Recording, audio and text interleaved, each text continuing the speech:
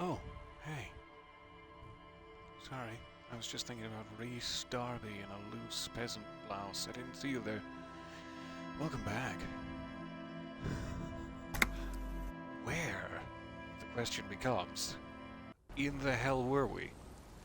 It has been, too many days now. We are late night, day 3. I believe we just put dear Lieutenant Kim to bed. His cute little rosy cheeks, all sleepy under his multiple coverings. God, I'm jealous of those coverings. And so we can also go to bed here on day 3. Or we can continue to parade around the countryside like the super cop that I so clearly am. The children are asleep in that room back there, so I can't go and rob little Lily of her ceramic gloves. Not that I'm planning on it anyway. I did promise, I believe it was Call Me Manana, that I would find every last piece of armor because I'm a GD super cop. But we already lost the boots to headquarters, so yeah, that's not going to happen this time around. No real reason to strip little Lily of her gloves. I'm having a thought. The water runs from the west. The source is upstream. A broken pipe. A broken pipe? Interesting. I can't seem to get any further to the west.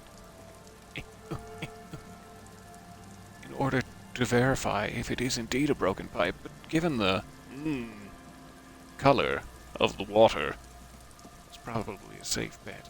Ah, I made it! We're further to the west than ever before. I hope I don't get attacked by bears. I very well might. Hi. Hi there. Couple of folks.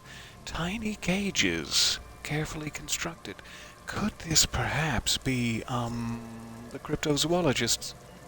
With tiny cages for the Insulindian phasmid. These soggy logs smell of ignition fluid. Still, they won't light up. It's almost impossible to get a fire going this near to the ocean. I don't really know if it's the proximity to the ocean so much as it is the pouring rain. These heavy military blockades are riddled with bullet holes and crumbling like a fine, dry cheese. That patch of reeds over there, it's a great place to hide something. Kind of out of the way, being so close to the water. Is it? A good place to hide a cryptid, do you suppose? Nothing. Just a hunch. The hunch passes, leaving you there, by the old boy bobbing in the water. Time to go. No, what about my hunch? I have it. A buoy bobs in the water. The number on it says 11.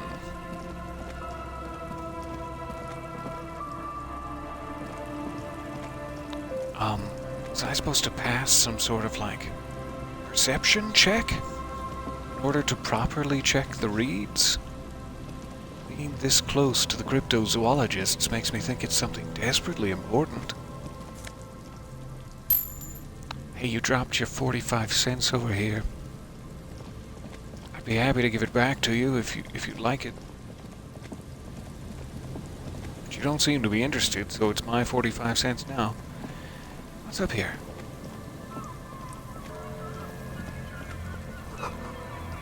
Bars cover these long, dusty windows. Rrr. There's nothing I find more attractive than long, dusty windows on a man. You see a once bright mural towering above you. The signage has peeled off over the years, but you can still make out Feld Electrical R&D. Hello, hello. It is so nice to see you guys there. My dear, my darling, my bestie, your stream description still says superliminal. Yeah, it sure does. That comes like automatically from the Xbox Twitch app, which refuses to update itself. It does not seem to be an editable field.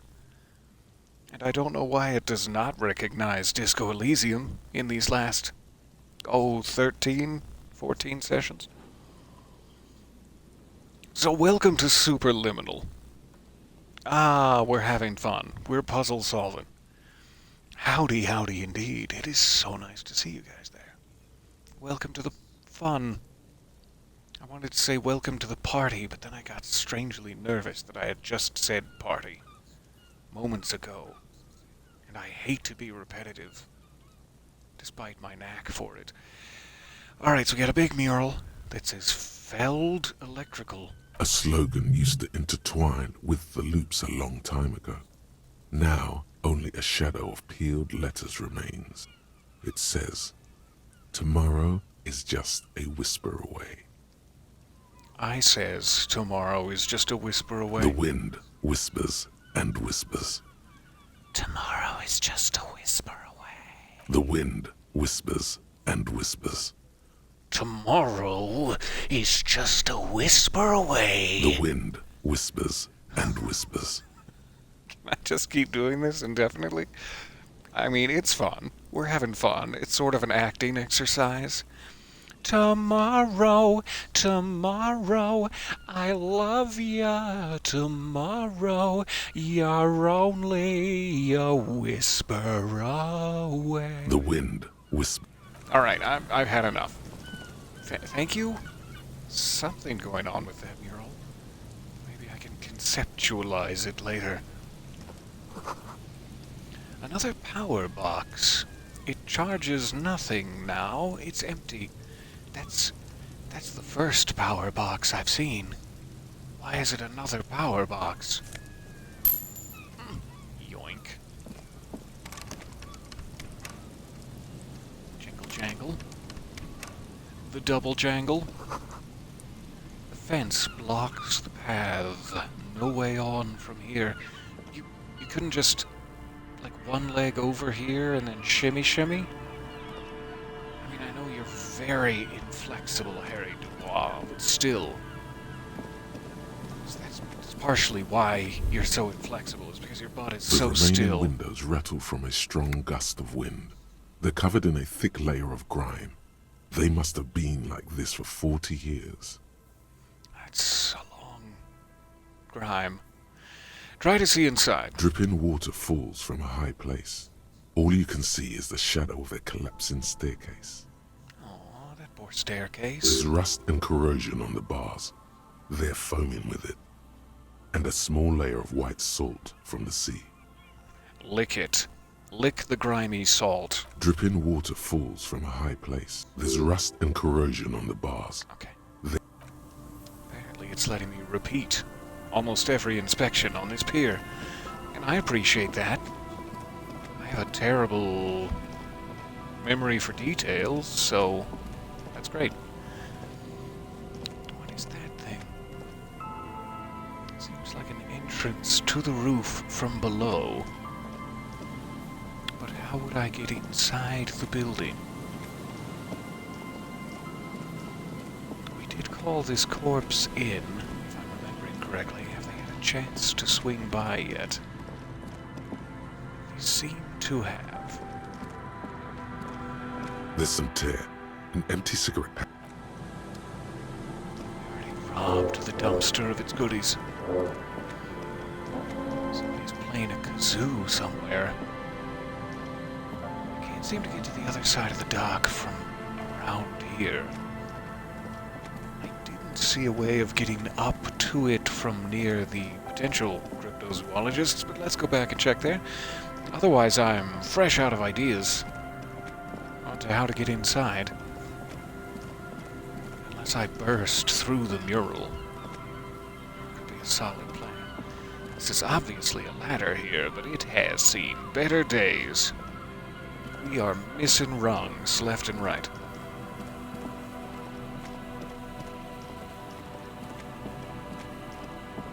Alright.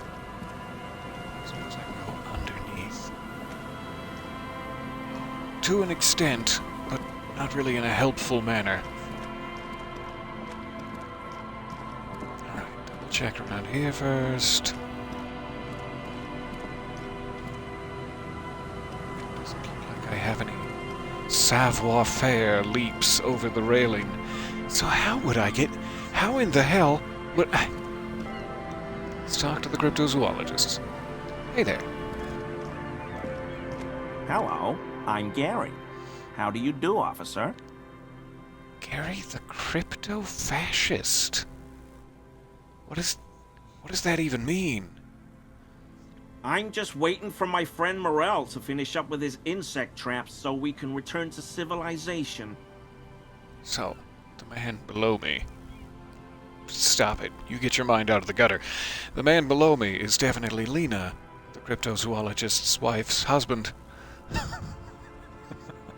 It's quite a mouthful. You're not a lover of the great outdoors? Yep, I'm more of a city boy, too. Are you not a lover of the great outdoors? I like nature, just not this bloody coast. It's mostly drunks and degenerates that come here. Hey, watch who you're speaking to like that. Hello. You're superliminal. Thank you for the gifted subs. That is so kind. It's so desperately generous of you. Have a gift for Cade's birthday party. Have a good stream. Oh, you are the sweetest. Happy birthday to Cade. Happy birthday, dear Cade. I hope it goes swimmingly. But not in this cold weather. Not in a literal sense. I hope it goes swimmingly. Alright, so it's mostly drunks and degenerates that come here. Hi, good to meet you. I'm a drunk and a... What was the other one? I forgot. I'm too drunk. Sadly, I think I might be a drunk. Or a degenerate, maybe both. Hey, nobody's perfect. I'm sure you've been tempted to drink. Due to your traumatic childhood memories? I guess crypto-fascists just soothe over their traumatic childhood memories by being, I guess, abusive to everyone around them, perhaps? I don't know. We don't even know Gary. Maybe it's an ironic title. Sadly, I think I might be a drunk, or a degenerate, maybe even both. If I tell him this, he'll probably be like, "Ugh," and maybe not give me important information. But there's not really a, yeah, you're right about those degenerates option, so I guess this is the most secretive about my own degeneracy. Let's go here. I'm sure you've been tempted to drink. Oh, I've been tempted. But someone has to stay strong for Revocol. You don't even pronounce it right. You don't even pronounce Revachol correctly. His gaze shifts to the pile of soggy logs at his feet. I'm sure you've been tempted to drink, Gary, perhaps from a racist mug collection. He pronounces Revocol with a hard K, unlike other people. Thank you for mentioning that rhetoric. Serious question time. This man is no innocent. No one is.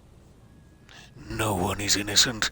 Everyone deserves a thorough spanking. Now bend thyself over this rickety fence and prepare your cheeks. Hey, is this your mug? I guess I could show him this since I just got it out of the trash. I was worried for a second there that since I have broken into his home in the past that I had that mug from thievery. But no, this is the one that was in the trash, so I'm good. I'm in the clear. Why did you call it Revachol? I like to pronounce it the hard way. The old way. The Vespertine way. That's exactly the way I'm going to paddle your little cheeks. He winks at you, trying to relay some hidden message, inviting you to mispronounce it too, perhaps. It's odd. I would never mispronounce things except out of ignorance. So I would often mispronounce things for that reason, but... It's a secret rite. A very fringe nationalist handshake, probably. Gross. I'm gonna need need some sanitizer.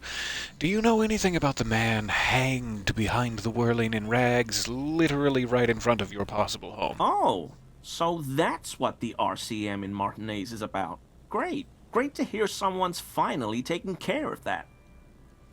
So you do know something about it? No. Nothing.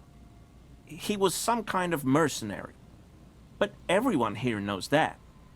I'm just glad to hear you're looking into it. That's all. Thank you for that vote of confidence. I feel, just swell now. He didn't kill him or anything, but there's something going on here.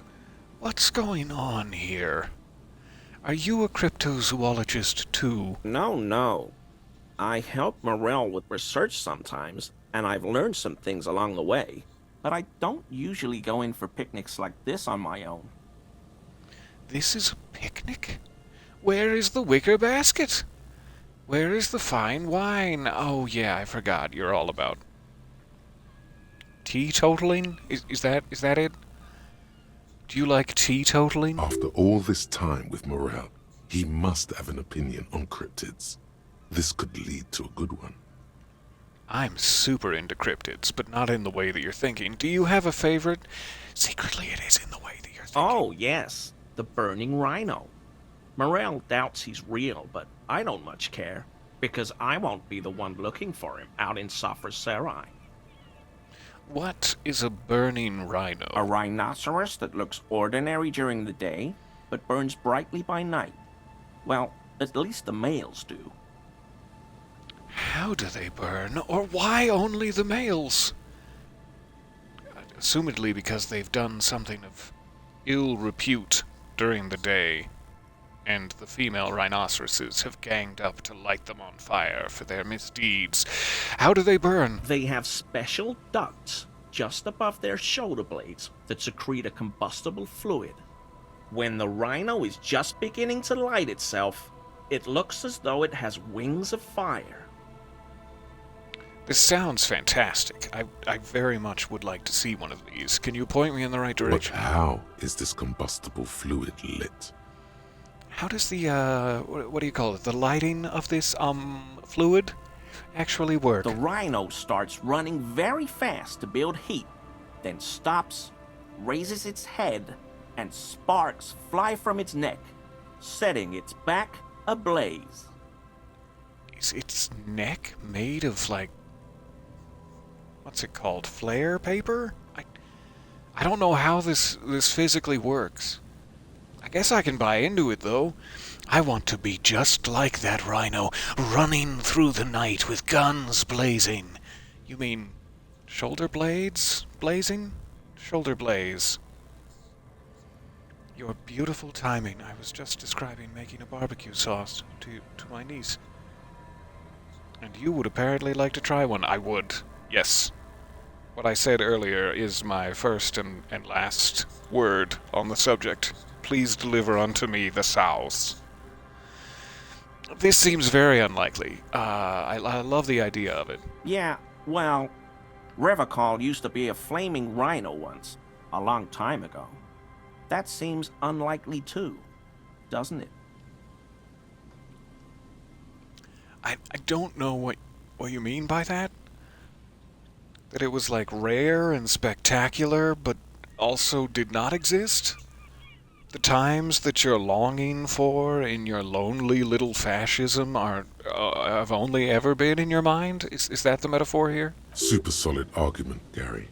Can't argue with that. So why is it only the The males? flames are not just for decoration.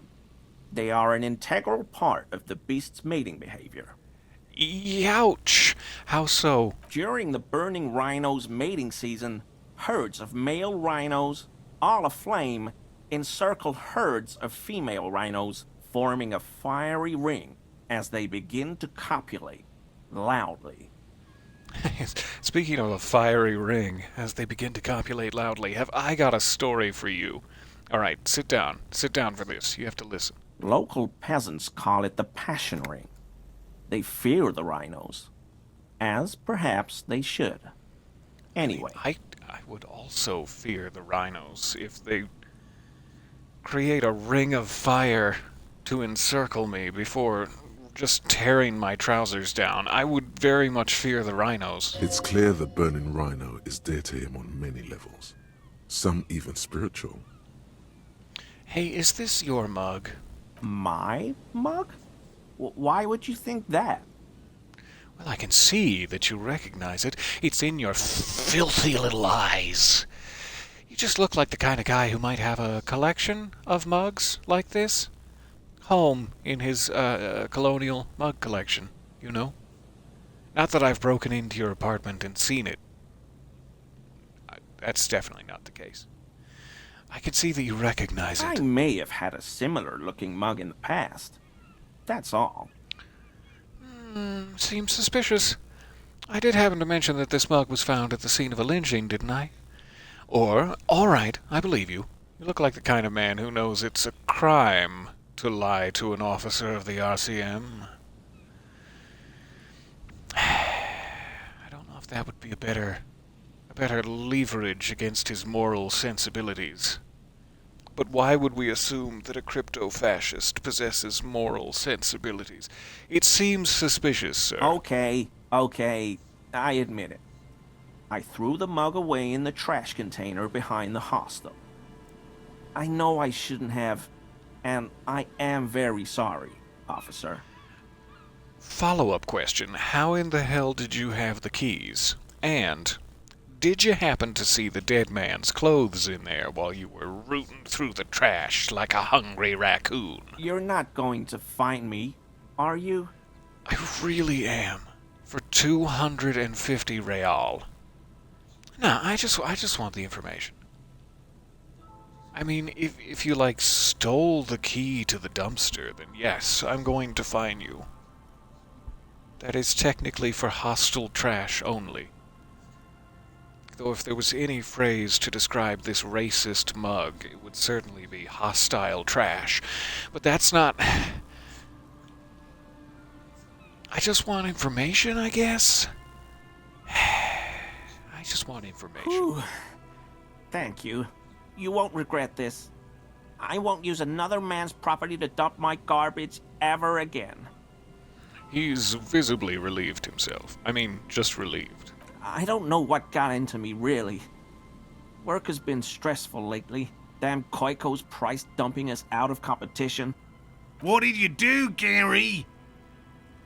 Oh, hi, Moral. Welcome to the conversation. I was gonna get to you in a minute, but no, do butt in. Nothing. Just answering some questions. Helping out the law. Gary, did you put the clothes of a murder victim, the man who was hanged behind the whirling rags, into that trash container? Did ya? How did you get into the trash container? Let's start off slow. How did you get in? I know a guy who works with the trash collection services. CS Municipal. He gave me a master key for the trash containers of Martinez. As an officer of the law, I'm gonna need to confiscate that key. Oh my god, jackpot for bottles. Why would you need to get into everyone's trash? So I can use the Whirling's trash compactor to store my own stuff. Garbage disposal is expensive as hell. The damn Hemians run it like a mob. I'm sorry, okay? I thought I could cut costs. I shouldn't have. I shouldn't have disgraced myself. And yet you have disgraced yourself, Gary, the crypto-fascist. How does it feel? How does it feel to be such a small person? Did you put the clothes of a murder victim into the trash container? Officer, please. Let me explain. It's not like that. Do explain. I was only cleaning up. I live right across the yard from where he was hanged, and I saw him stripped naked. All the clothes lying around in the yard, smelling. People are animals, you know? Then what happened? Then I came out to clean up the rags, because no one else would. I put them into the Whirling's trash, along with a broken mug, admittedly. How can you be sure that those weren't the whirling in rags? Rags? The titular rags? Did you even check? Okay. I was coming to throw the mug away, and, well, I threw the mug there and the clothes too.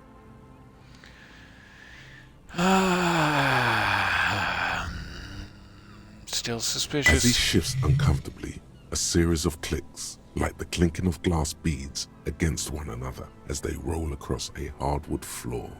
You've heard this sound before, but where? You're wearing a piece of ceramic armor, aren't you, you son of a... What was that sound? You wouldn't know anything about the victim's missing armor, would you? Let's get right to the point. The armor. Show it to me. Disrobe before mine eyes. Armor? No. I mean, yes, of course. I know he was wearing armor, but I don't know anything about it.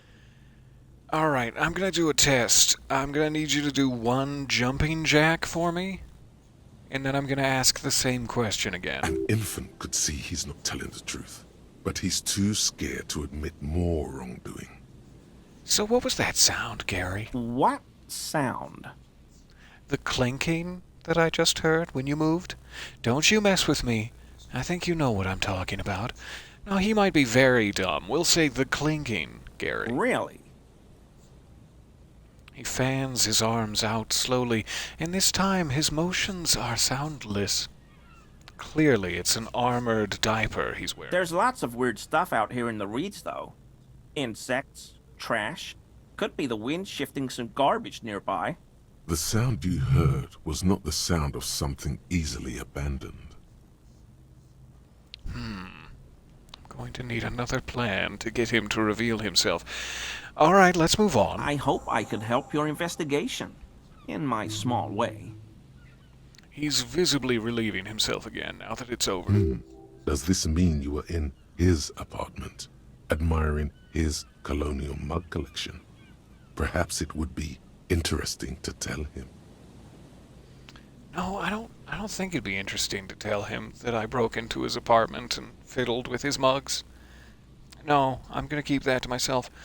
Why are you shifting around like that? Analyze Gary's composure. +1 for the clinking sound. It is a retriable check.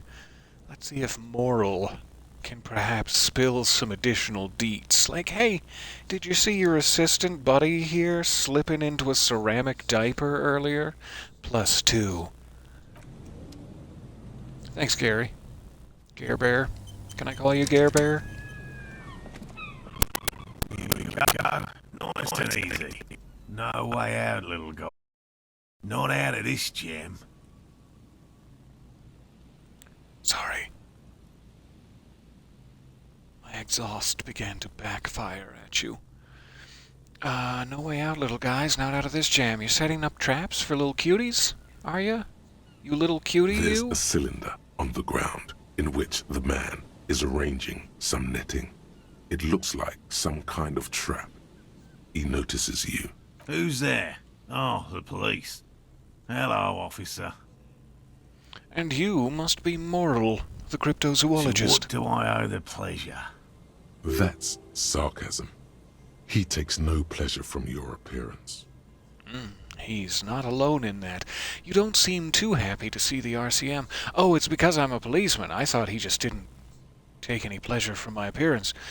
Lena sent me. She's been really worried about you and is waiting for you to get back. It was a little hard for her to roll herself down the street to see that the bridge was out, so she just thought you had abandoned her, and, well, she's crying and crying. Ah, of course. Thank you for passing along the message. That damn water lock is broken. And we can't go all the way around the 881. Yeah, that was me. I broke the water lock with my motor carriage, but it's fixed now. You can go back. The water lock has been fixed. It was fine when I crossed it. I had nothing to do with it. I'll be honest with him. I broke the motor lock with my water lock with my motor carriage. Wow, I almost said that the opposite way around. And it's very uncomfortable to sit in a water carriage. Broke the water lock with a motor carriage. But there was a billboard in the canal. Not a vehicle. It said Samaran No. butter. You silly goose. See, I jumped over the canal in my water carriage, tearing through the salmon and butter sign, which fell into the canal, blocking the gates, and I used the pawn shop there as a launch ramp. I guess you're right, it really was the sign's fault. Anyway, you can go back now. Nope, it was all me. I caused your delay, and I'm sorry, but you can return now.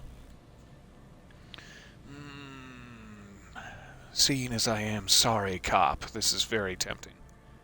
Very tempting to apologize. Did he say we can go back now? I sure did, Gary, the Yes, crypto-fascist. Gary. We can go soon. If you see Lena, tell her I won't be long. This is a man possessed, always on the brink of some breakthrough. He won't leave if there's a sliver of hope. The great find might happen today. I hope that it does. I'm desperate to see this Insulindian phasmid, which I will keep saying as many times as possible because it tastes good in my mouth. Just have to do one more round. See if the phasmid has taken the bait. Then we're going.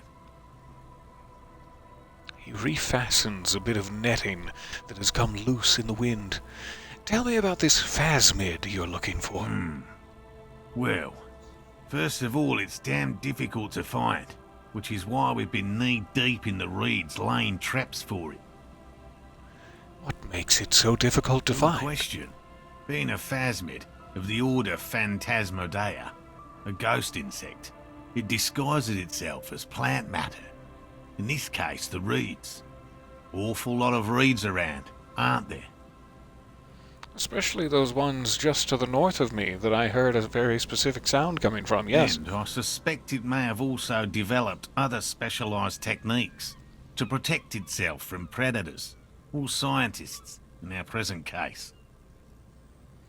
What sorts of specialized techniques is the phasmid using to hide It's my itself? hypothesis that it has evolved certain electrochemical defences that allow it to interfere with animal perception, impeding pattern recognition, confusing the visual cortex.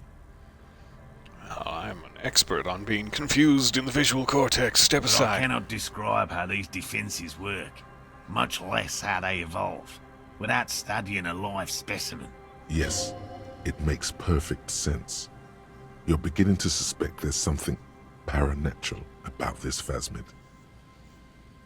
Am A I? ghost insect, he said? These people are looking for a ghost.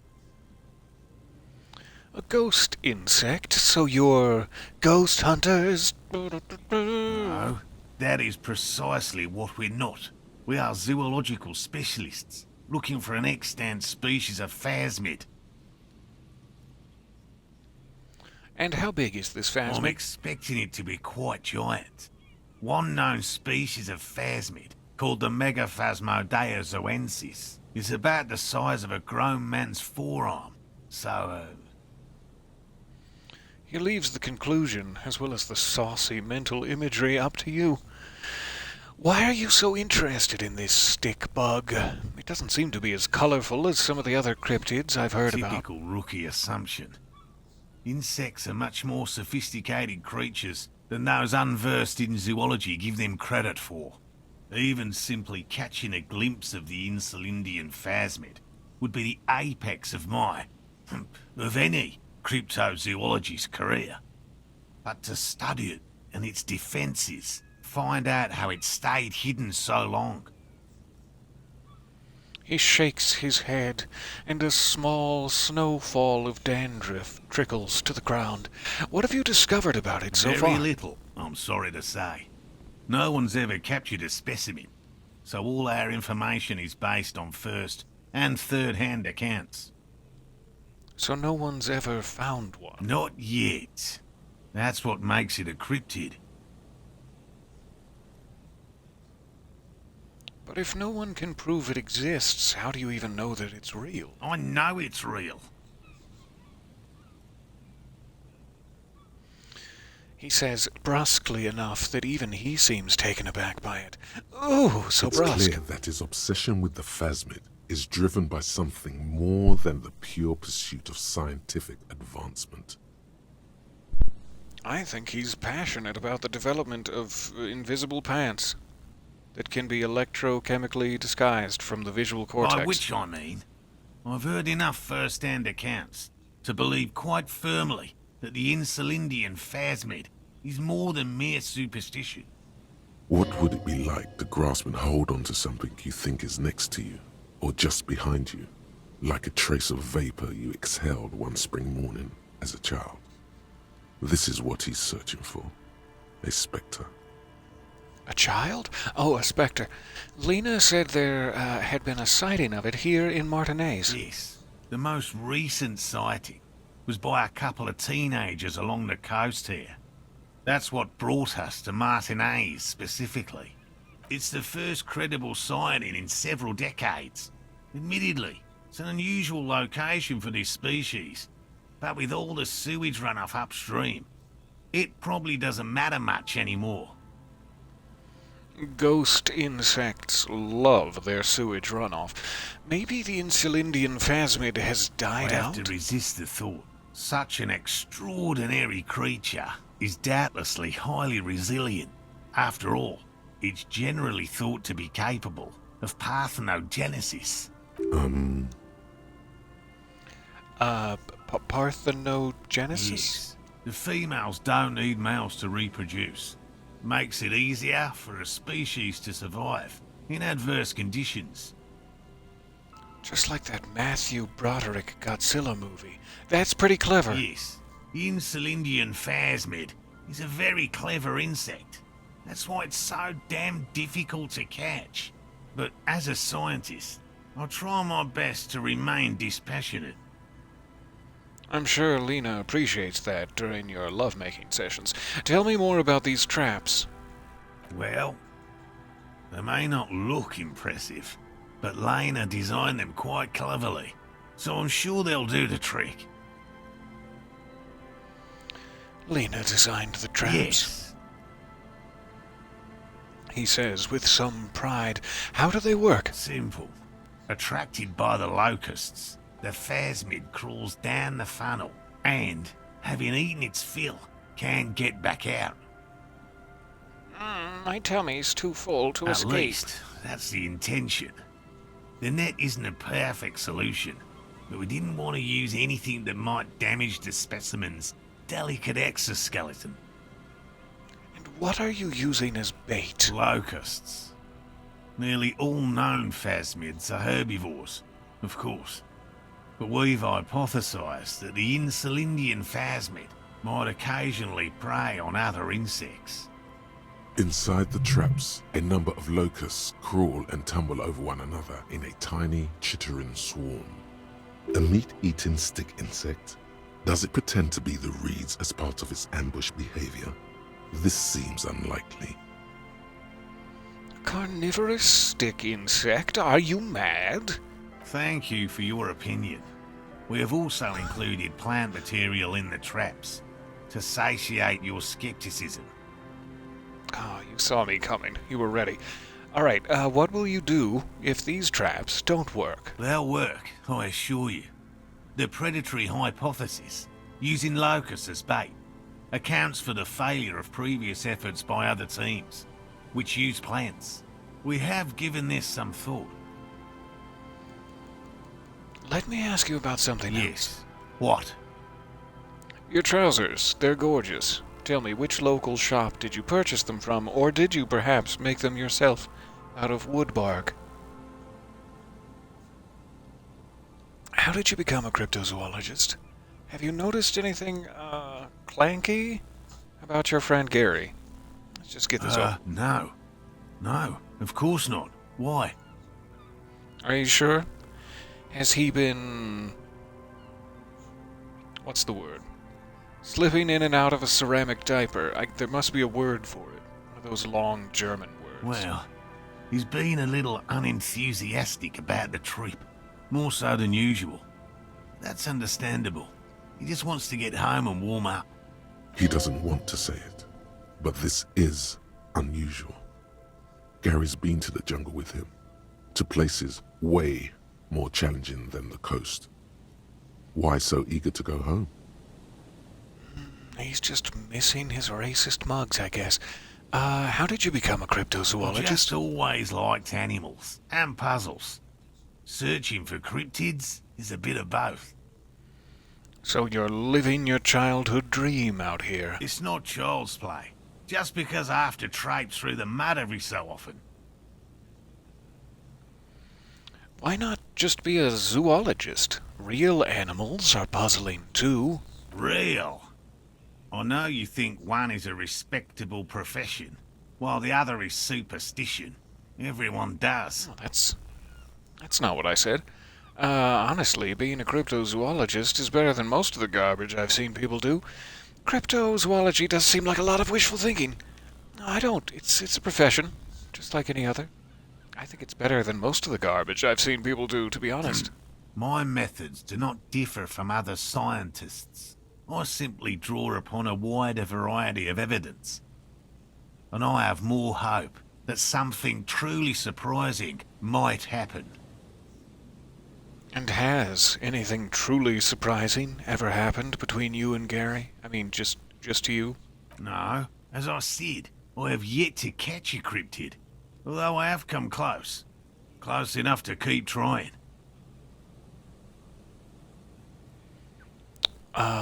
So you've never discovered a cryptid. What kinds of evidence do you use? We'll just go in sequence. What kinds of evidence? Everything from forgotten regional lore to newspaper accounts, like the one that brought us here, to look for the phasmid. I keep a very open mind. He's interested in things that people believe that scientists don't. You think other scientists don't listen to ordinary people enough? Most establishment scientists only care about reputation and remuneration, not real research, and certainly not the truth. They're a cowardly lot, and both the field and basement archives can be dangerous places. So you've never discovered a cryptid? No. Very few cryptids are ever discovered, and not for a lack of trying. To stay hidden is a cryptid's primary quality. It's even in the name, cryptid. So how many cryptids have been found? Of the list of cryptids kept by the Cryptozoological Society of Chemney, which is 4,082 items long, about 2,000 have been confirmed as hoaxes. 2 are categorized as confirmed discoveries. The rest are in differing stages of discovery, refutation, and data collection. So when you succeed in this endeavor, due to my so potent help, that'll make 3?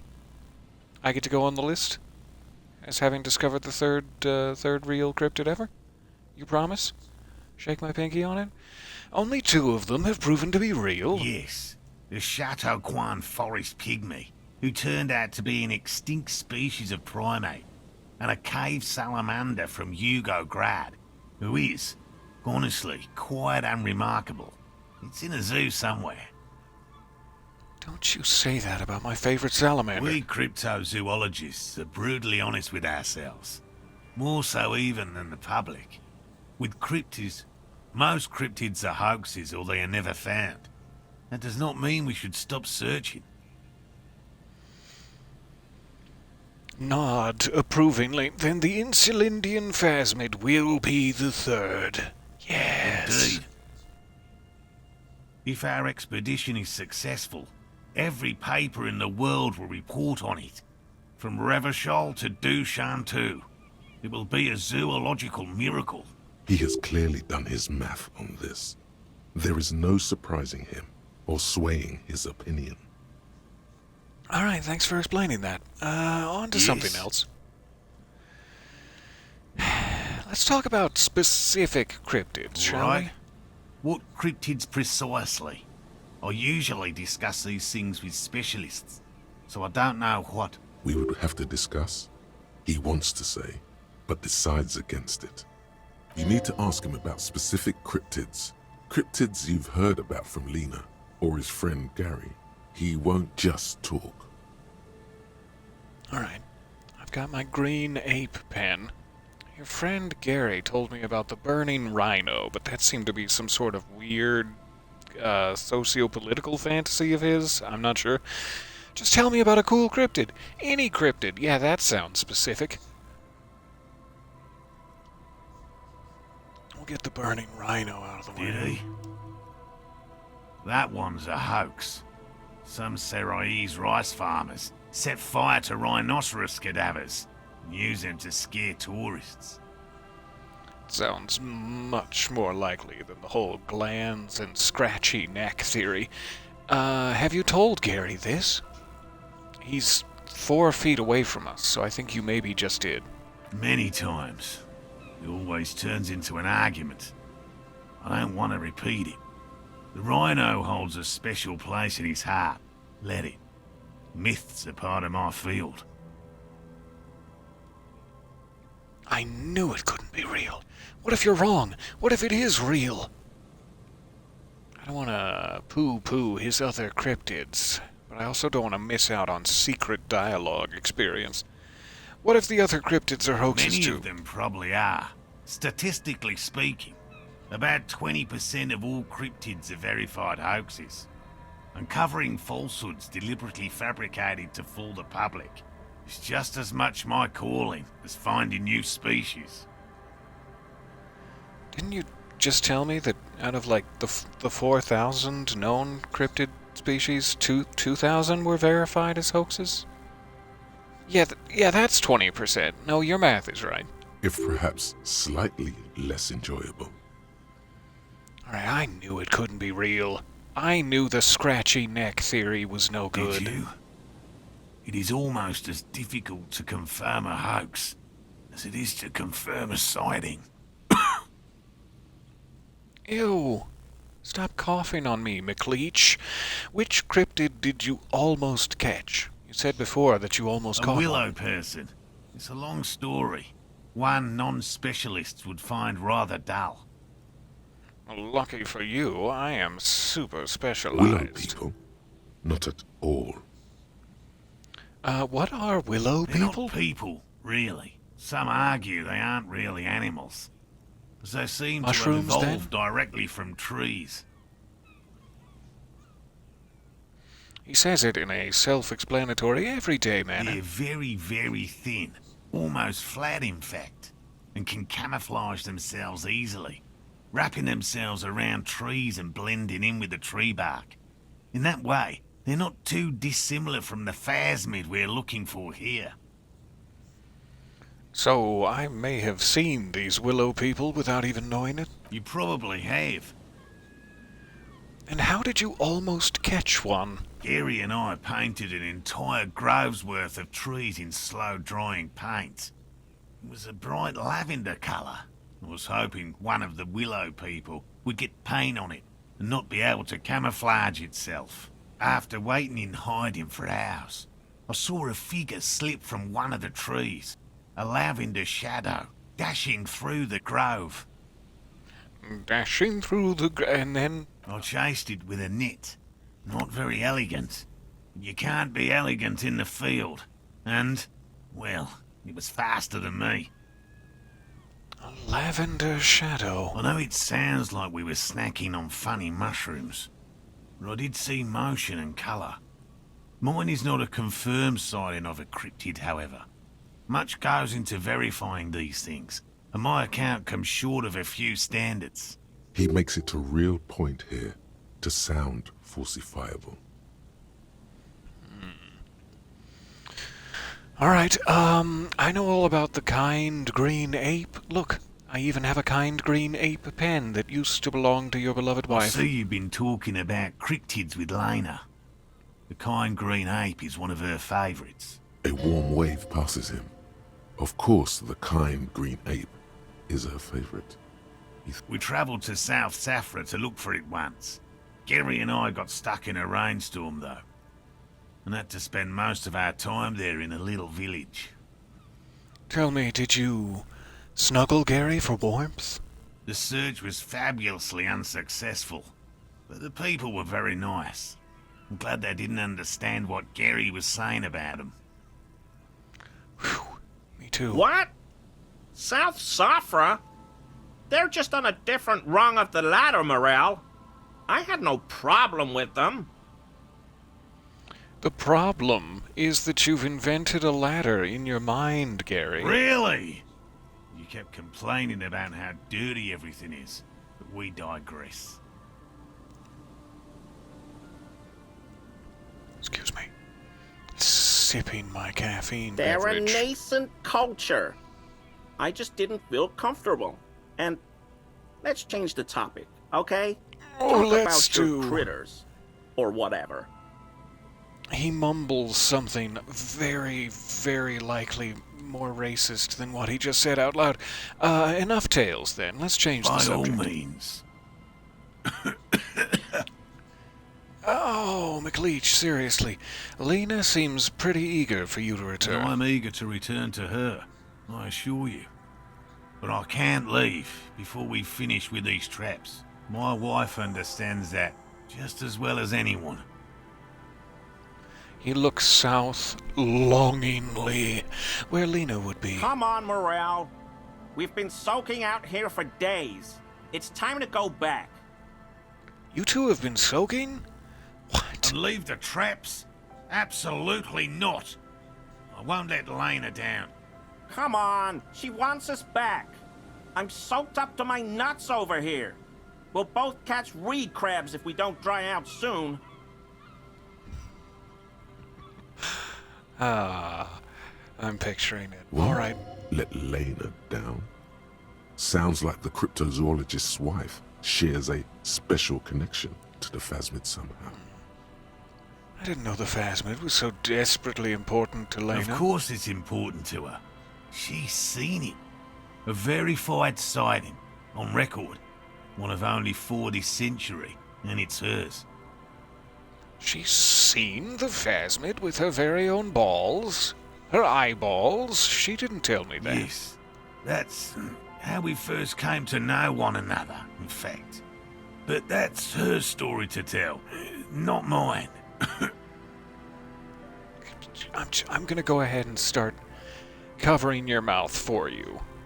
If you're just not gonna do it. If you're gonna continue to refuse. Needless to say, you must ask her about the mysterious Phasmid. I must indeed. Suffice to say, it's long been our dream to find proof of the Insulindian Phasmid together. I can't abandon course now. I think he might be coming down with the tubercs. I have a strong suspicion, based on how every time there's like a dinner sequence, and he gets up to check on the guests, he leans against the door frame in his over-tight corset and coughs a little blood into his handkerchief. It's gotta be the tubercs. Maybe you could go back to the whirling, warm up, and come back to check the traps later. You should just give up. Okay, I understand. I don't give up on things either. It seems like kind of an important decision. Like, you're coughing a lot, it's cold out here. Gary over there has, I don't know, pants crabs or whatever he was talking about. I don't want you to die and for it to be on my conscience, Moral. I don't want that. So I could tell you to go back to the whirling now, and everything would be super groovy.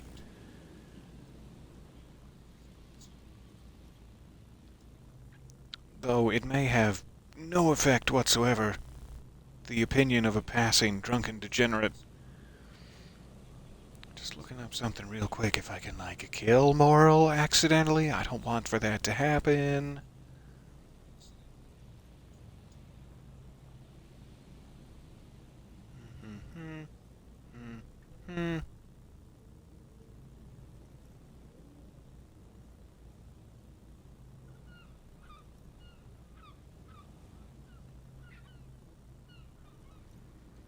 It doesn't look like I can kill Moral. It should be fine either way. Alright, I understand. I don't give up on things either. That's not true. Are we gonna lie to his face? That we don't give up on things? Because we definitely do. Maybe you could go back to the whirling. Warm up, come back to check the traps later. Oh, no, no. The traps need to be monitored on a regular schedule. What would we do if the Phasmid were to starve while we were sipping tea at the hostel? I live out here now with some children and a nice washerwoman, and I'd be willing to check the traps for you. It's very nearby my house. And I can also offer you a fine shave, if you're interested in that. You, sir. Too, sir. Please accept this shave. He's dead set on this. All right. What if I checked the traps for I you? didn't expect you to take such an interest in our work here, officer. Well, cryptozoology and detective work are very similar, in that it's mostly a lot of time wasting and inane theories, I guess. Chaos is my method. I am its scion. I am all in with this cryptid shit. I'm hooked. That's the honest answer. Let's go Caught there. the bug, I see.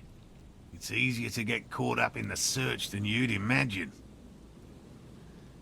Where are these traps? I imagine they're right behind you there. Those three small cages. But where are they? There are 4 in total. One is to the south, on this little peninsula, by the boathouses there. It's very near. Another Right. we set in Land's End, to the northeast. It's behind a small sand dune there, on your way to the old radio tower, after the church.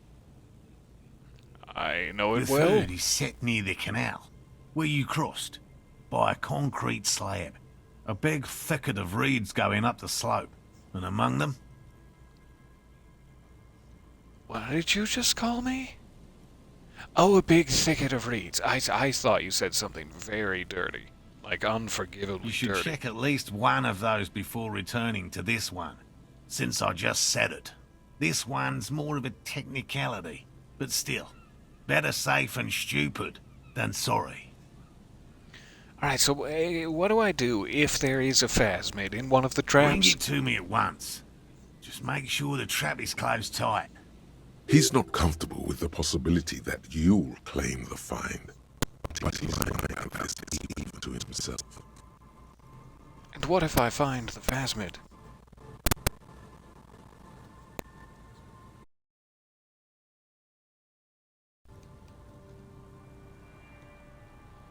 Sorry. I thought I heard some sneaky little pops there. What if I find the phasmid, but it is not in one of your fancy That's traps? highly unlikely, officer. But in the event you do, I'll spray you with a pheromone mixture I developed.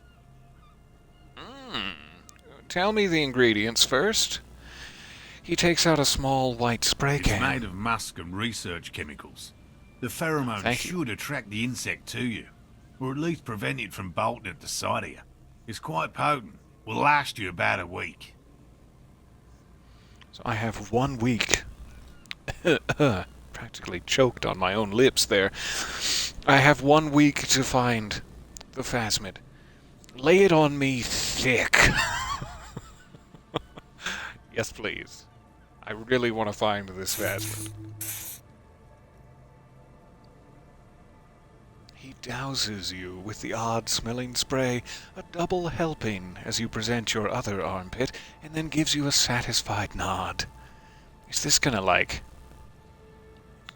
drive other people away and hurt me in my diplomacy efforts? We'll see. We'll see. There really is no other diplomacy effort besides that with the Insulindian phasmid that I care about. Let's Thank get to you it. for your help. Gary and I will start breaking down camp. If you have any more questions, now's the time to ask. Finally, you're being sensible. I'll start packing right now. All right, it was nice to meet you both. We definitely... Please stop choking on your lips. We definitely have to go back and talk to Lena again.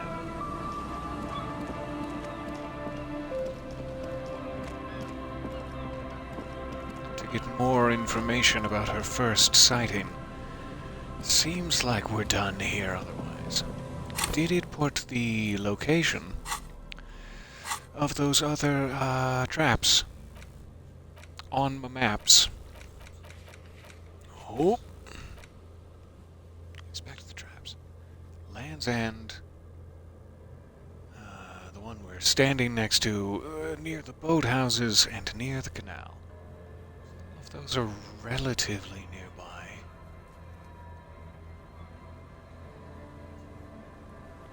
Just checking my cop statistics. I've mentioned the apocalypse very few times. I haven't been telling enough people that we're all going to die. I guess I've been lying to people is another way of saying it. 14 points into sorry, cop. I'll take it. And communism has finally won the day. Thank goodness. Thank the proletariat for that. I still don't understand what it means by good cop / bad cop. It's like, which one am I? I have no clue. You have 22 points in bad cop, you naughty boy. Alright. I still have to call the public library. It was like 10 a.m. to 6 or something. I forget the hours, but as long as we call like midday, we should be able to catch someone there. We were just tried calling too late last time. By the spirits from Rosemary. Never! Make Van Eyck's jam harder core. I think I have the tape I need for that one. I just need to purchase a boombox in order to, like, remix it or something. Ask Suna for help with the ice maker. Did we do that? We might not have returned to the church after inspecting it. Little girl with the gloves. Oh yeah, we have Everard's silly document. That displeases me greatly. Nothing good can come of causing the poor fishing village to sign away their rights in some hideous union bargain, but here we are. Just trying to refresh my memory.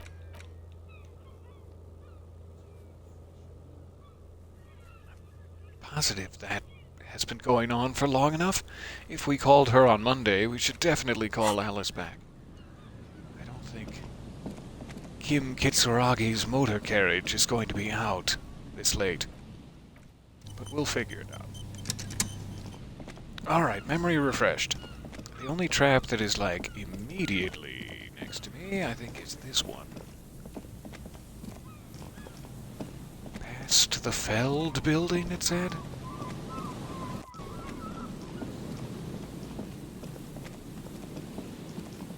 But from which direction? I can't help but wonder. I don't think we've seen one, but it probably wouldn't have been interactable until now. And I wasn't specifically looking, so it could be anywhere.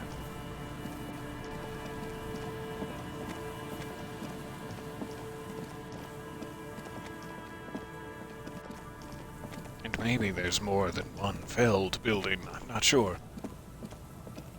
It's weird, the way they're described, it kind of sounds like he said one is right at his feet, and then the other one is behind the Feld buildings. It's like, is that the same location? The one he just set up in the cryptozoologist camp, where I came from. Check the trap near the boathouses west of the Feld building. Wouldn't west of the Feld building be also right where the cryptozoologist camp was? So I'm missing something important there. Whoa. Why that seems to be such a hard little crack in the ground to surpass. Money, money, money! Are these the boathouses? In the sense that they are houses that are in the water like boats. Oversized superstar sunglasses! No boat in the boathouse today. Here's a trap.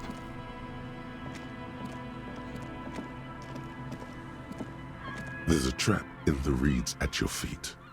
Looks like the same one you saw Morel set before. Same mesh, same wiring. Look around. Behind you, the ruins of a residential building loom over the reeds. They whisper amongst themselves, confidentially. Snowflakes cling to their shivering stems. That's exactly what happens to me when I take out the garbage while it's snowing and I forget to put on pants. Reach for the trap, I guess? I don't want to, like, set it off. I'm very ignorant as to how to reset it if that was to happen. Locusts are crawling around in the trap, confused but uneaten. You see no carnivorous reed phasmid gorging on them. Nor would I if it has pheromone poisoned my visual stem. The stem of my visual cortex, but I'll trust you. The boathouse is shoddily constructed. A strong breeze might blow it over. Look out for big bad wolves. Stop huffing! Stop puffing, I beg of you!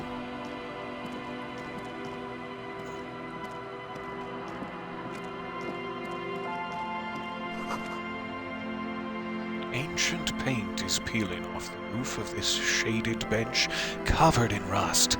Put your Tetris... Nope, that's not it. Tetanus-resistant buns upon it. A scattering of bullet holes is spread across the cracked wall, reaching from one corner to the other. Why this many bullet holes? Interesting. We've seen bullet holes in the plaza, bullet holes in the backyard. We know about the revolution. A lot of bonuses to that one. Even more bullet holes. Something has definitely happened The density here. and spread of these bullet holes is surprising. This takes a lot of bullets. Fully automatic rifle fire. Walk away. The sign says, Entrée interdite? I don't know how to pronounce the second one. Interdite. An old ticket-taker booth, no longer in operation. People paid money to park here. No one would pay now. Especially not if they didn't have tetanus-resistant butt cheeks. I guess we are going around, no matter what. I tried to shortcut it. Pallets! Ooh, nice.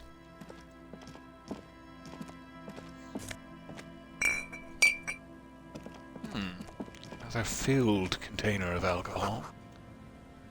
This door is not only barred shut, it is inaccessible.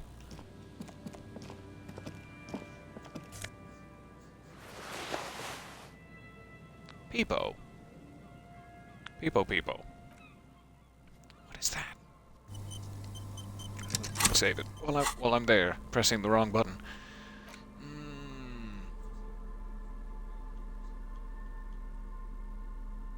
Potent Pilsner has gone into my tools category. Okay. We get some sunglasses. What manner of clothing is this? A hat. Nice. Small wire framing inside this futuristic-looking fawn peepo hat gives it the aerodynamic shape of a swoop skier's helmet, but none of its protective qualities. It covers the wearer's ears and their eyebrows to bring down the drag coefficient. +2 to logic, but -1 to perception. So if I ever have a logic check, that is a huge boost. +1 to savoir-faire for dazzling reflexes, but -1 to visual calculus because the mirror lies. Is your own stardom too dazzling for your eyes? Can't bear to look at your own fabulous reflection in the mirror? That describes me quite accurately. Then these classic oversized sunglasses are for you. Good to know.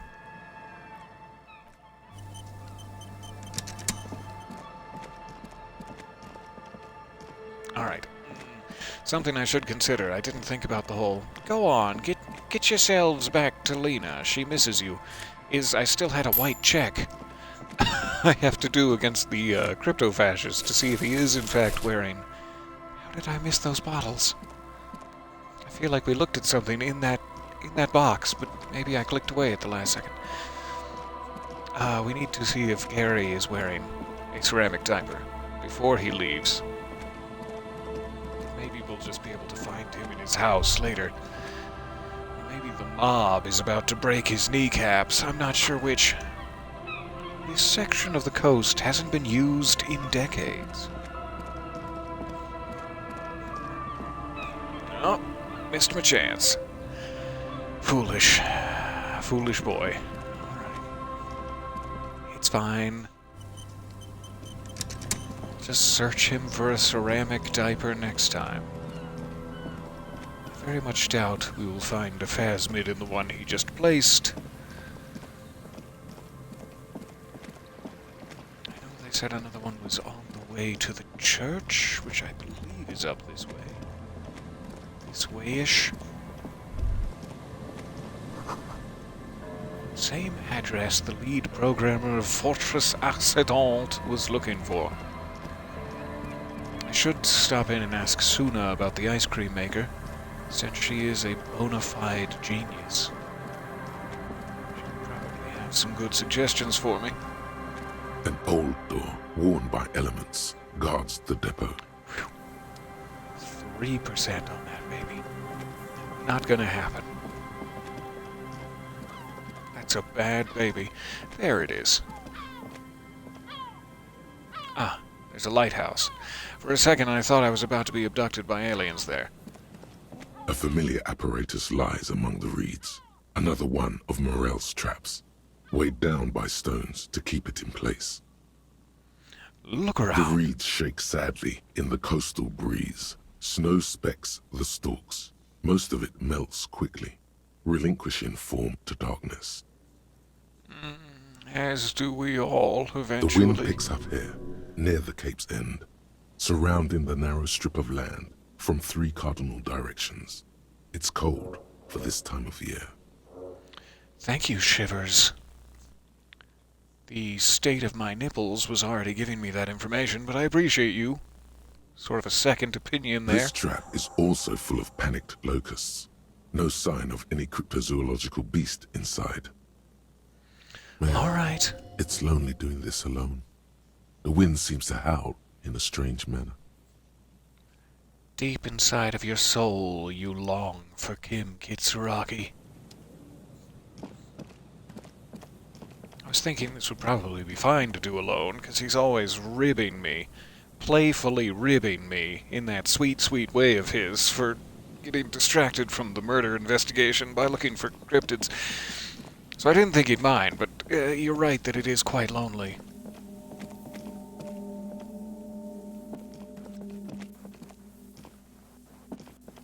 Seemingly nothing else to think about. / pick up here. Alright, so we're just gonna have to hope we can find Gary. Ugh, as much as it pains me to say, hope we can find Gary the crypto-fascist later in the game and strip him of his ceramics. But I may have just missed my only opportunity to do so. I think Call Me Manana will forgive, eventually. So that's 3 out of 4 traps that we've seen. I'm kind of wondering if it would be worthwhile to just go ahead and investigate the one we're skipping past, to have it done in the log, or if there's a genuine value to returning to it as the last one. I'm not sure how far away the 4th is. Let me refresh my memory. Which was the 4th? Near the canal you crossed. It's not that far away, really. Okay, let me talk to Suna real quick. And then we should probably get ourselves to bed. It is getting quite late. But we've had ourselves a nice little adventure.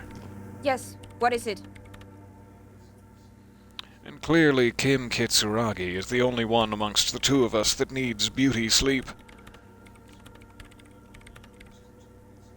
So, about the off-site copy that you asked Yes? me to bring.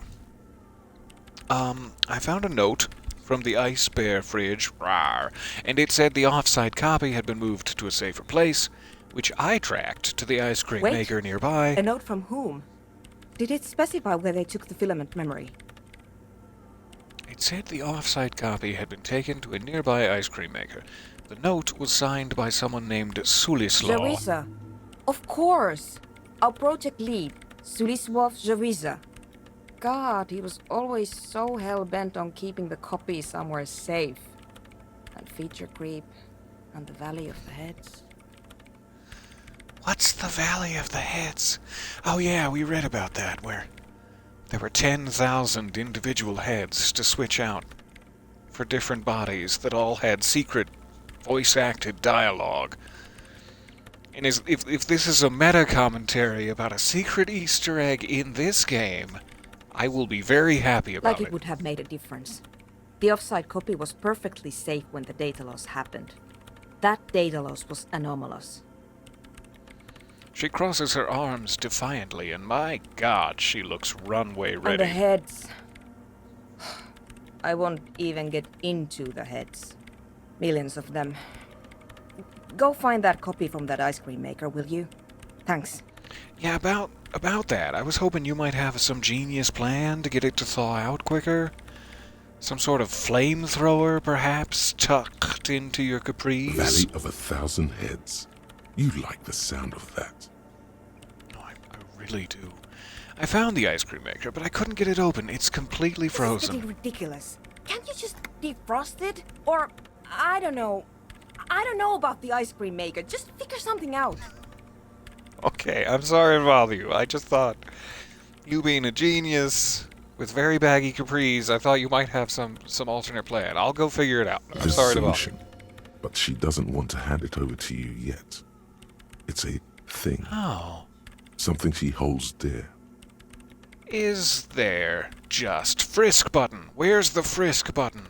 You should definitely ask Suna first. That's not cool. All right, I'll go look Thanks. for it.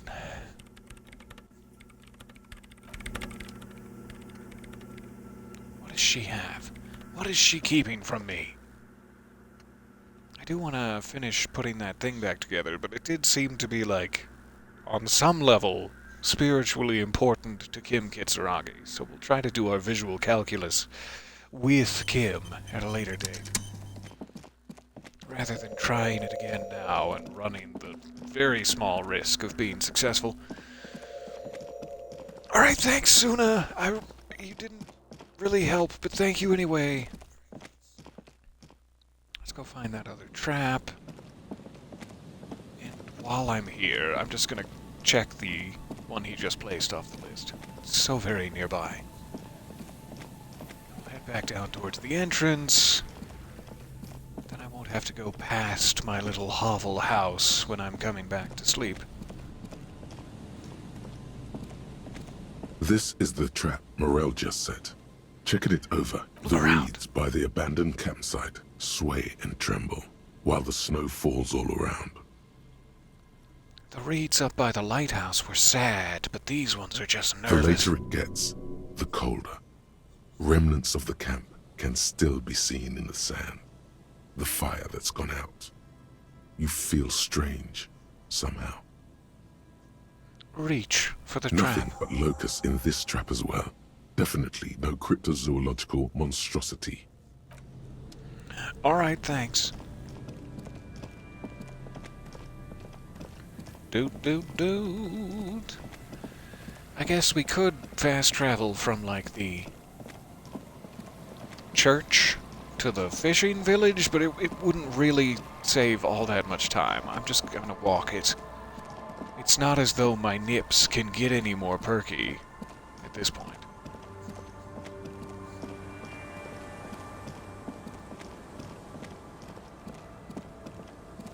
At some point I do have to drop a potent Pilsner off with the deranged...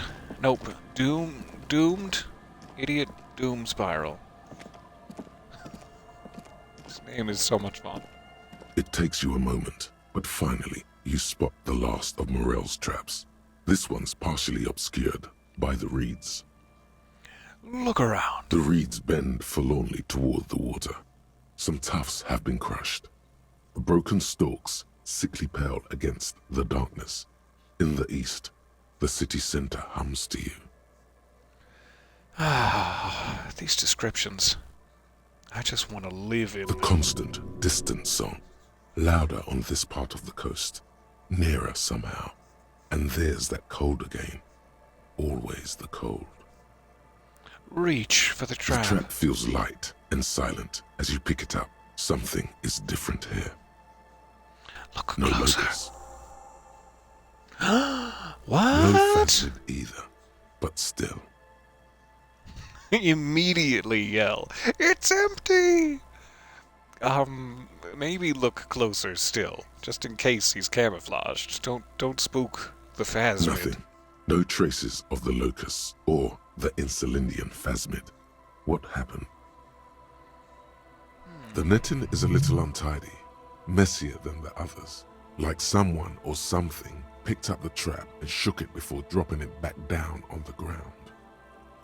Somebody has been eating our locusts. But not the Insulindian phasmid. I believe it is a human man. Roughly 5 feet 9 inches tall. With a just dump truck ass, based on the evidence I'm The seeing. reeds continue to hiss around you as you put the empty trap back on the ground. Time to consult the professionals, Morel and Lena. Alright. Have to talk to Lena anyway.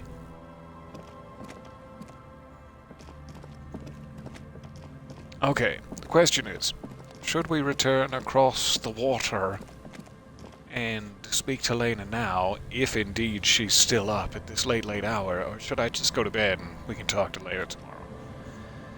It is getting quite late. I have collected quite a few bottles and such in my coastal wanderings, so maybe we could swing into the convenience store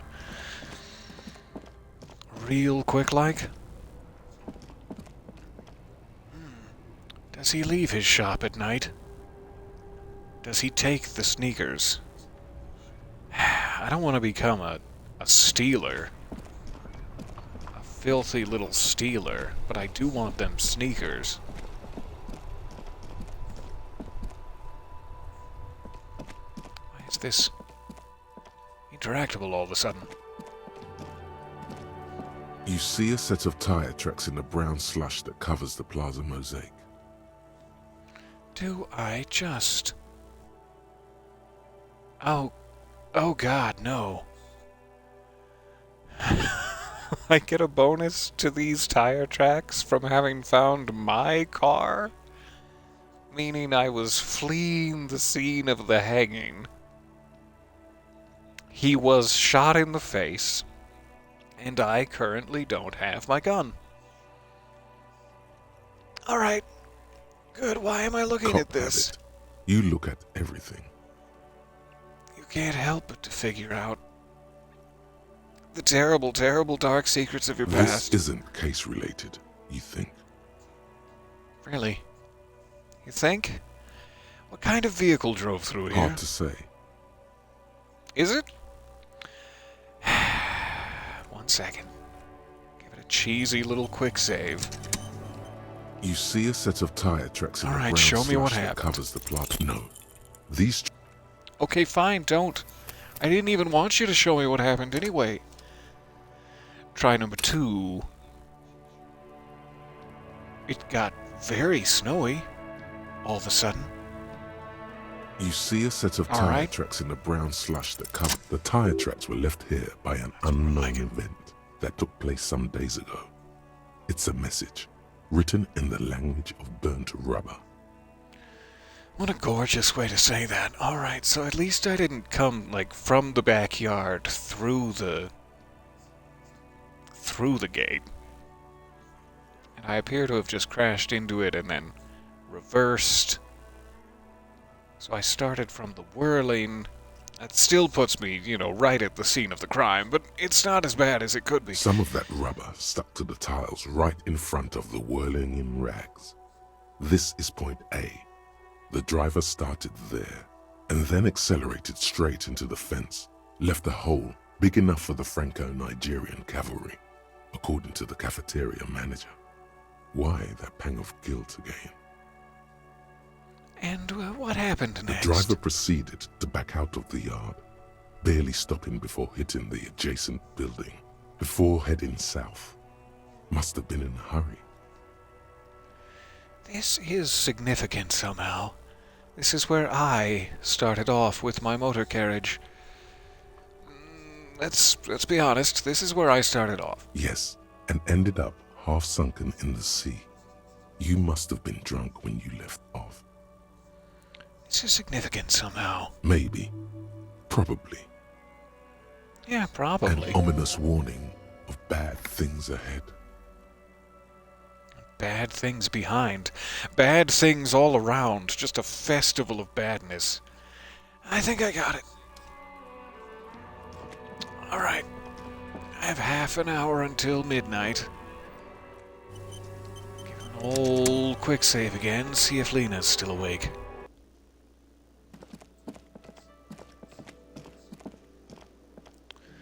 Oh, Lena. I'm not seeing her. She is quite sleepy. Poor old dear. So, fair enough. I'll catch her tomorrow. No big deal. Seemingly cannot inspect the window during the day.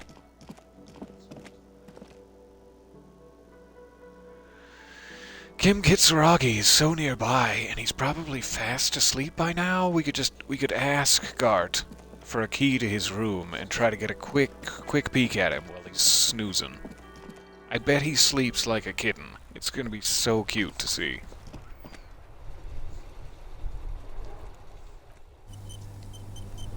Alright. No Lena. How else could we spend half an hour before collapsing into our boudoir by the sea? See if Joyce is up and would perhaps like to join me for a nightcap. And maybe not like a full-on makeout sesh, but just like a head on the shoulders sort of watching the snowfall situation.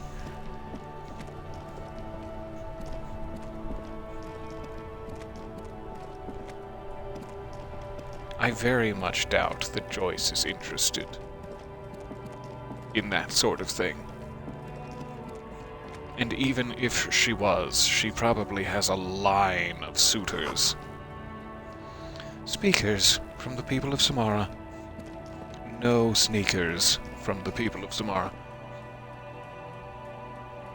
We found, like, magnetic tape in that tree. It is still interactable, though. The gnarled hawthorn Is there tree more tape? on Rue de Saint-Gilles Lane endures the I'm not wintry... gonna punch it. I'm gonna punch that poor little baby tree. What's wrong with you?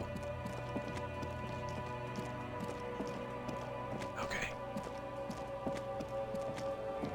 Back across the water.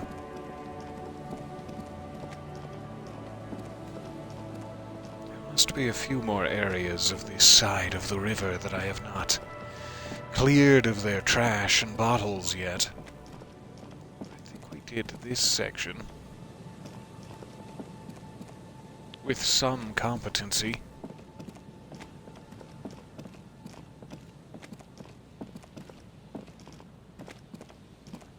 And we've pretty much cleared out the entire way north by the river. It's just a question of if we missed any other little offshoots like that cryptozoologist path. But we may genuinely have found all the bits and pieces now. See if the degenerate drunks are still up and about this time of night. Washerwoman, you've got to go inside. It's getting quite nippy out. Oh, hey guys. I brought you some potent Pilsner. It's not too much trouble. Tequila Sunset. I brought you some booze. Will you tell me about your name Of now? course. Drink first, story later. Oh no, I don't have any on me right now. I don't want to give you any alcohol. I'm not an enabler. Is that in relation to the... I bet Kim Kitsuragi sleeps like a kitten, nude and curled in the fetal position. I mean, who among us doesn't sleep like a kitten in that way? I know that I do. Here, I've got you a potent Pilsner, and I'm sorry that I'm enabling your unfortunate alcohol habits. But here you Not go. much, but it will do. He snatches the bottle from your hand like an angry mongoose and uncorks it. It has a cork? That sounds like very fancy Pilsner in Hey, that case. Spiral Boy, you gonna share that? One of the other bums interjects. call Abigail! I will call Abigail just as soon as I figure out your dirty little Shut secret. up, guys. I'm telling a story here. Something happened to you. Something happened to me, too. My actual name is George. But around here, you already know. Yeah. No, I already was know. once a reasonably high net worth individual. A founder Must be slash nice. junior partner at a high concept creative services agency. When my story begins, I had just landed a major contract with an insurance firm. Do go on. Does anyone have like a folding chair? I'm feeling very, very tall right now. I'm just getting a little I self-conscious. used the profits from my agency to finance what I called a cultural incubator. Abstract value generation, value per person, high concept stuff. I developed the paradigm, worked within the paradigm, but the burden of leadership weighed heavily on me. So I went jogging every so often to keep myself sane. Are you sane now? Did the jogging help? It did. With my trusty Sansariq tracksuit, I felt like I could conquer the world. Just from the lower half of it that you still possess. Very smart. Excellent choice. But now dreams are worn thin, much like my tracksuit. He says, thoughtfully, brushing dust off of his shit-stained pants. What happened to your pants? I mean, I think we can all guess, but oh... One day I left on my evening run.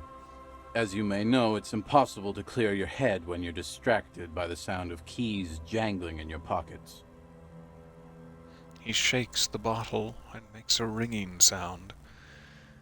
I thought it was my real name, Idiot Doomspiral. Like, what am I doing in this game? I felt that a time or two myself in this game. What am I doing in this game? How do they know about all my hopes and fears? His eyes are clouded, his dilated blood vessels encircling his irises like stinging brambles. Don't touch his irises. Got His it. eyes are your eyes. Give them back! Try to pluck out his eyes and put them in my own ocular sockets. It feels too full now. So I removed the key ring and put the keys for the front gate and the apartment into different pockets to stop the jangling, you see. At least, that was the plan. I was halfway done with my usual lap when it started to rain. The reality situation became very wet, very quickly. I don't know what I'm implying with this dialogue choice. Just how, wet are we talking exactly? Stop licking your lips, Harry! What the you just go on. You go on. I made my way back home and discovered that I didn't have the key to the front gate.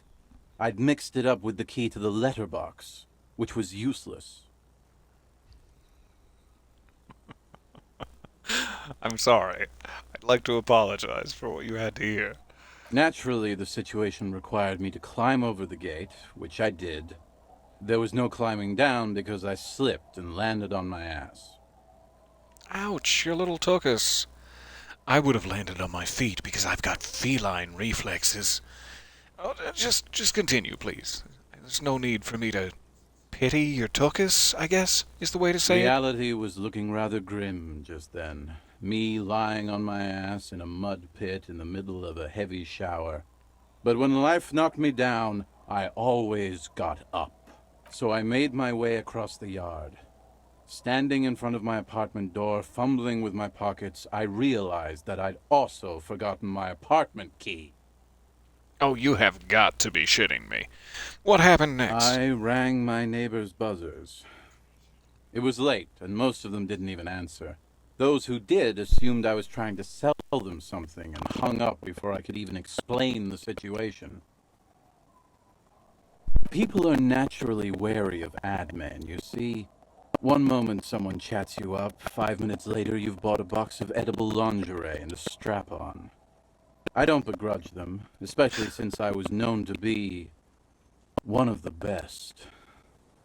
The finest strap-ons around. Heavy is the head that wears the crown. And heavy is the never mind. We're not going to go there. Just then, I experienced a moment of clarity. I still had the key to my office. I could wait out the storm there. But when I reached my office, I remembered that I'd asked one of my producers to change the locks that day. And since I hired only the best, he'd already done it, and I couldn't get in. Anyway, long story short, life spiraled out of control. I haven't gotten into my apartment for years, and my girlfriend left me because she didn't want to date a homeless man. The company, well, you see where I'm going with this. So he just lost his key and just gave up the apartment entirely and became homeless from that point on. Well, can't get into my apartment, can't get into the office. I live here now. Like, call a locksmith? Did you try anything else? So, now you've heard my tragic tale. What do you think? Like nothing you've ever heard, huh? Wait, is that it? I feel like there are some steps missing there. I am almost homeless myself. It doesn't seem so bad. There's always a kind washerwoman around. Look on the bright side. You've got one hell of a story. You do realize all of this is your own fault. You with your loose-fitting sweatpants, separating your keys into multiple pockets and landing on the mud. Did you even search the puddle? Did you try, or did you not want to get your soft, delicate little admin's hands muddy? Tell me the rest of this story. Tell me the truth, idiot Doom Spiral. Okay, well, there's this black point in the world. A hole, you see, and it's already claimed an entire commercial area. Maybe you're another one of its victims. Maybe a piece of the pale is hiding in your peckish little pockets.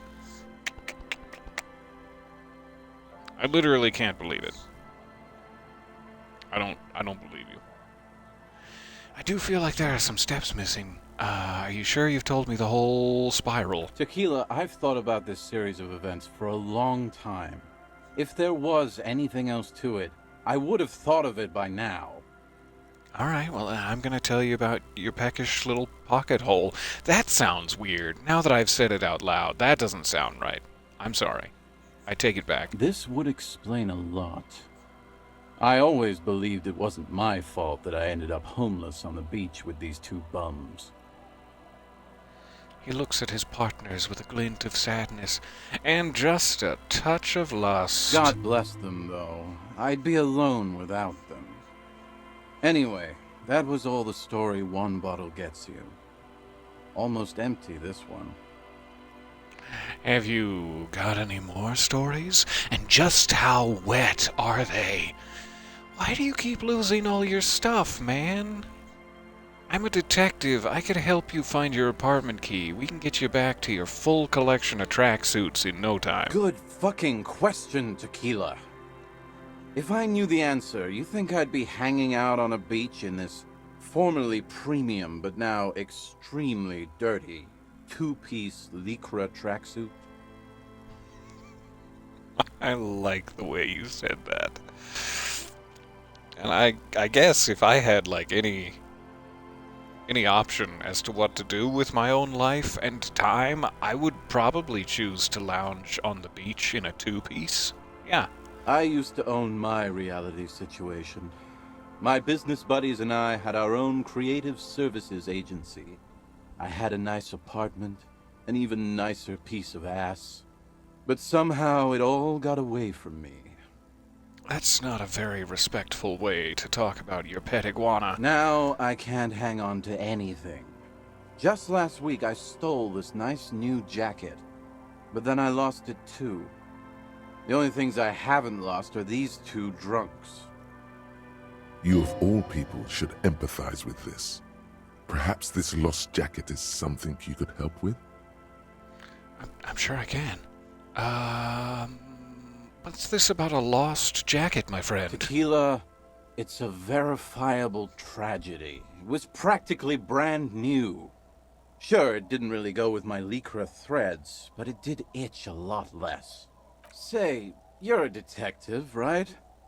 Maybe you can help old Doom Spiral out. Solve the case of the missing jacket. What do you say, Tequila? So I did find just a filthy jacket near the boardwalk. Does this look familiar to you? Holy shit! Tequila, how did you... Never mind, I don't care. Just let me see the jacket.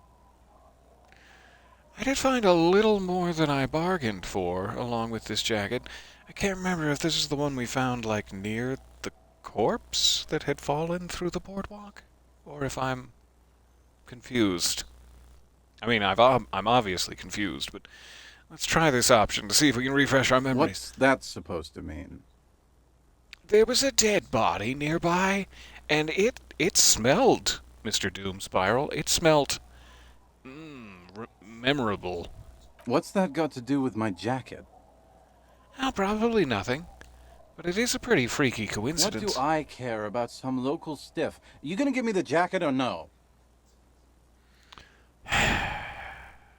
Okay, I'll give you the jacket, but on the condition that you stop calling your pet iguana a, quote, fine piece of ass. Let me see. What? This isn't my jacket. My jacket was beautiful. This is fucking filthy. What am I supposed to do with this? Look, I may have just seen an omen of my impending death there, stuffed halfway through the boardwalk. I don't care about your jacket. What do you expect? You left it outside for a week. I'm sorry I found it like this. It's not as if I've been using it as toilet tissue for the last 3 days. Wink. I'm not taking a disgusting that pile damaged of my oboe morale. rags. I may be in an irrecoverably decaying orbit, but I've still got standards. It literally hurt me that you've foisted this jacket back upon me. It makes me feel rejected. It makes me feel like an even dirtier hobo than you are, which isn't surprising, but still quite a hit. Quite a hit to the morale. Either bring it back the way it was before, or find a dumpster to burn it in. He hands it to you. All right, I'll clean your jacket for you, monsieur. Is there anything else I can do for you while I'm at it? Maybe shine your shoes? You do have shoes, don't you? Underneath the accumulated filth, the jacket itself appears to be stain resistant. Maybe it just needs a good scrubbing. All right. Maybe I can speak to the washerwoman as to if she has any excess detergents lying around. I'll be seeing you, Idiot Doom Spiral. Thanks for the tips. I wish that hadn't damaged my morale. I feel foolish now. But it's too late to do anything about it. Quick save. All right. Since the washerwoman is still seemingly up in the middle of the night during a snowstorm, hey, baby. The old woman still sits in her chair, continuing with her chores.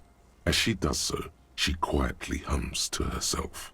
The buzz of electric lights blends together with the slow rumble of the ocean waves at night. I think something's wrong with the ocean. It shouldn't sound There's like a that. gap where the name of that song should be. You should ask her about it right now. Hey, are you still on? Yes. I can't really sleep anymore. Only a few hours a night. It happens when you grow older. She sloshes the water in the bucket around for a bit in a very saucy My manner. suggestion is don't. Don't grow any older than you already are. That's old enough. What's troubling your mind? Well, funny you should segue in that exact manner, because I was just thinking about death and growing older, and, well, I tried to crash my motor carriage earlier and somehow survived. Bad luck on my part, I guess. And then I was waving my gun around, my service pistol, and I put it in my lips a couple times and threatened everyone that I would, like, Jackson Pollock the walls with my own gray matter. So my point is, I'm definitely taking your advice. I will not be growing old.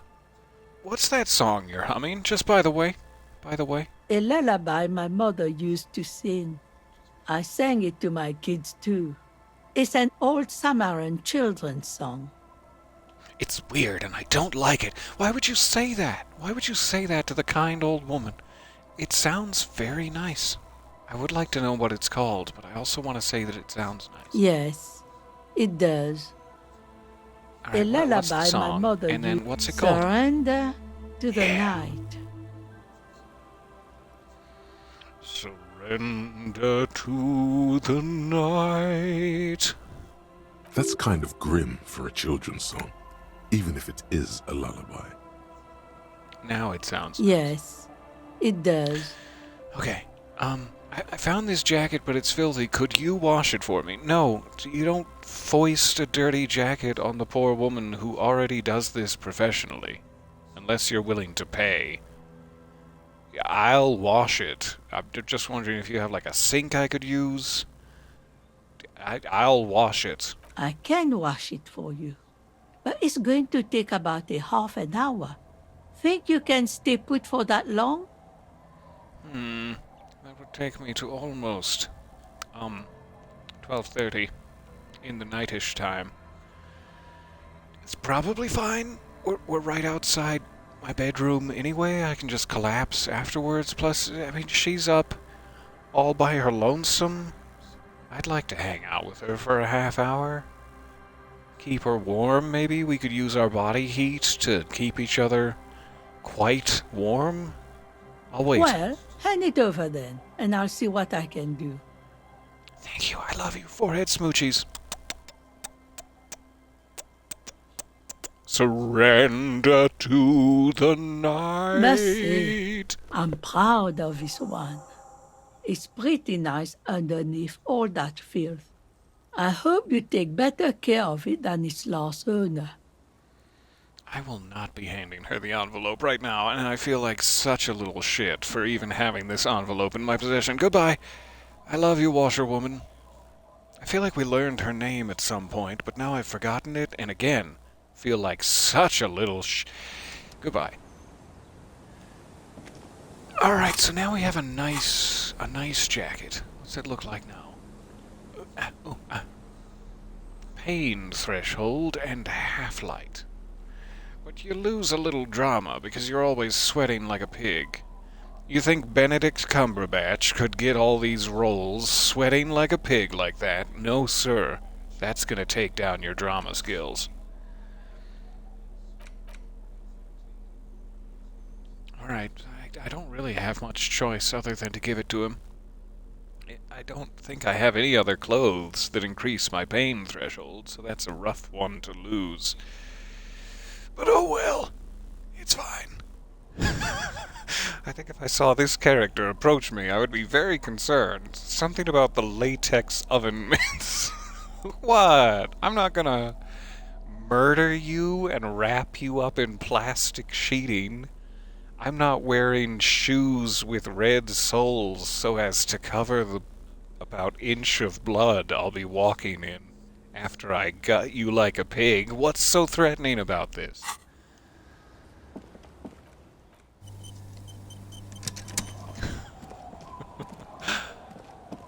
Alright, here's your stupid jacket back, but I want you to know that I had to abuse the time of an old lady just so that you could be satisfied with its Tequila appearance. sunset. Here's your jacket, you ungrateful doom spiral, you. My jacket? Yeah, the one you had me clean the seagull. Well, you know what. A look of consternation crosses the man's face. He looks at you, then at his bottle, then back at you.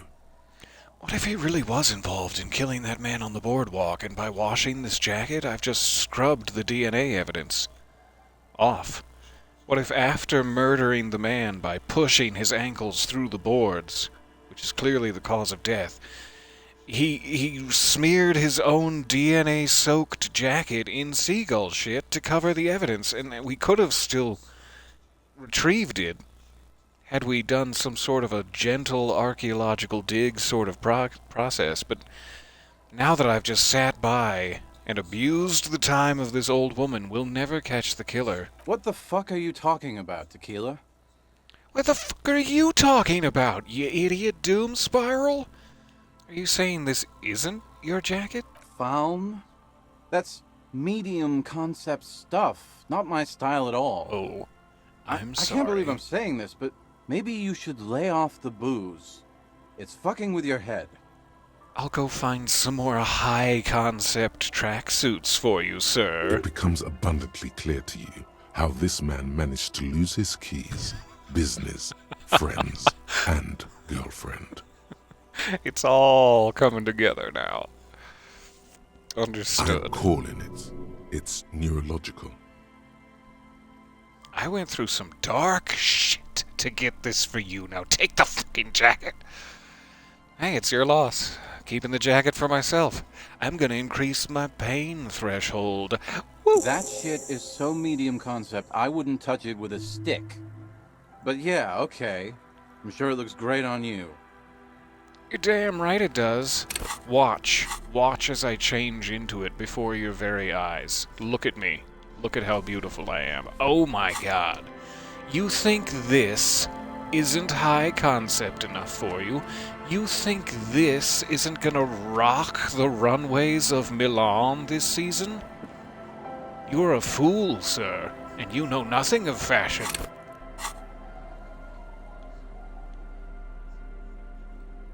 I mean, it's cold. I'll keep this on. Yeah, this is nice. It's really breaking the wind, if you know what I'm saying. Wink, wink. Wink, wink. Too many winks. Alright, it's very late. It's already day 4, technically.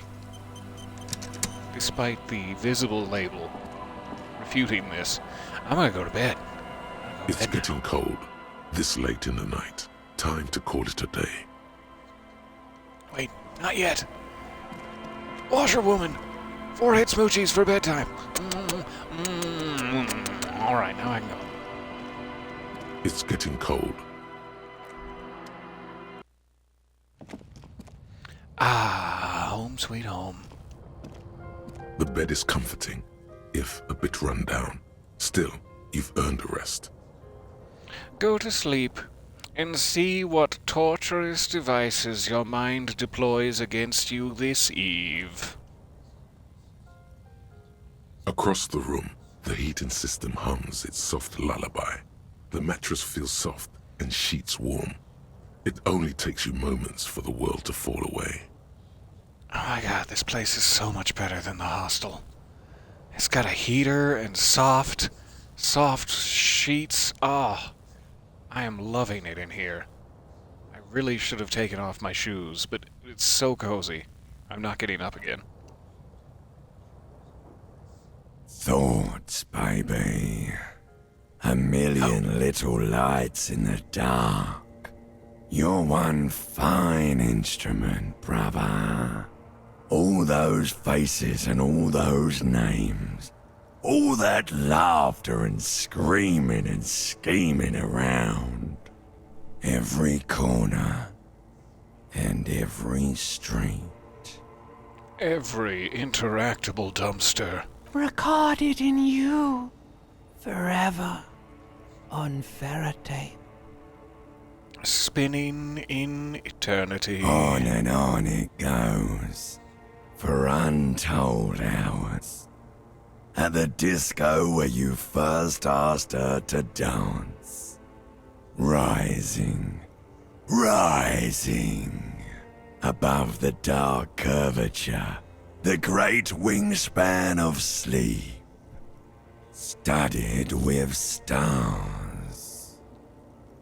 That's what I call my donk when I wear my burgundy corduroy pants, the dark curvature. I'm pretty sure that's what my reptilian brain is mentioning here, just to catch you up. I didn't want you to be behind. Never mind. It's just a little humor there for you. Behold, there are millions of them down there. The first time, the last time, the smoke in her mouth, the plotted flowers, the faces turning, changing. It's the world, Harry boy, and you're made of it. Every day you're out there, you make more of yourself from it. I'm afraid you can't be unmade now. That is my deepest fear. Yes, you've hit the bullseye. You can never forget this shit. The colors, the voices, the rain, the snow, I don't want to. It's beautiful. God, the endless visions, erase them. I beg you, take me back to the void. I don't want to now. I enjoy existence in all of its complicated, messy, racist political mugs. It's gorgeous up here. Let me wake back into this beautiful, vibrant world. Beautiful. It's stuck on loop, whirling, spitting out words and images. You're the son of the world again. Harrister, a ceaseless agent, picking up litter and old newspapers, collecting your little bubblegum wrappers and idiotic picture postcards. Meaningless keepsakes. They're not meaningless to me. The smell of apricot makes me think of dark memories from my past, which I am on the very cusp of reclaiming for myself. And I get like several cents for this litter that I've been picking up. Several cents. You call that meaningless? Reading your awful letters and recalling things, aren't you? The endless names of the world. An address book you are. The map of a city. That's right. I am an agent of the world. You'll go insane if you keep going like this. One more day, and you'll be in the loony bin. I just know you will. And for what, brother man? For the working class. Yes. For the glorious progress of communism. For the greater good. Solving your little crossword puzzles. Doing your tasks. Crossing names off lists. Trying to become some sort of world detector. It won't make it okay. It won't put smoke back in her mouth. I am building communism for all, and this time we won't fail. We're making progress. Measured, steady progress. Oh, forget the politics. I'll never sleep if I keep on like this.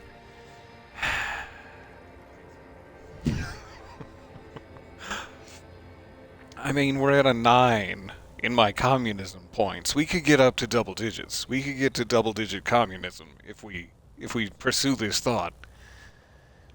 If we're making steady, measured progress, that puts me back in the moralist social democracy category, which is rapidly catching up. I think that was like a 7.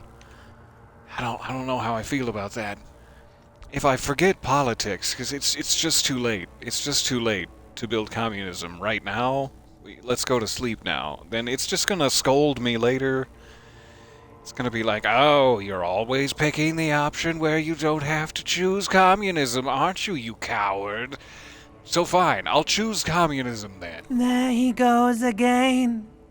He's a real political animal, our Harry.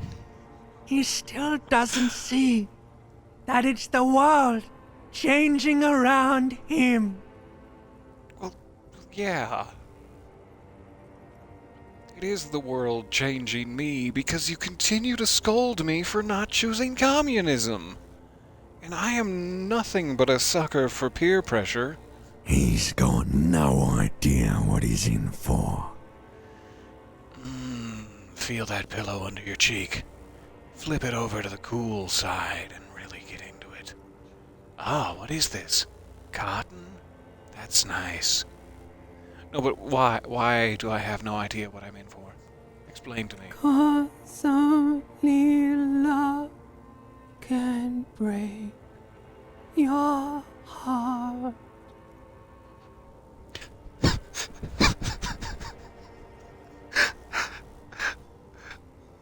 Oh, limbic system.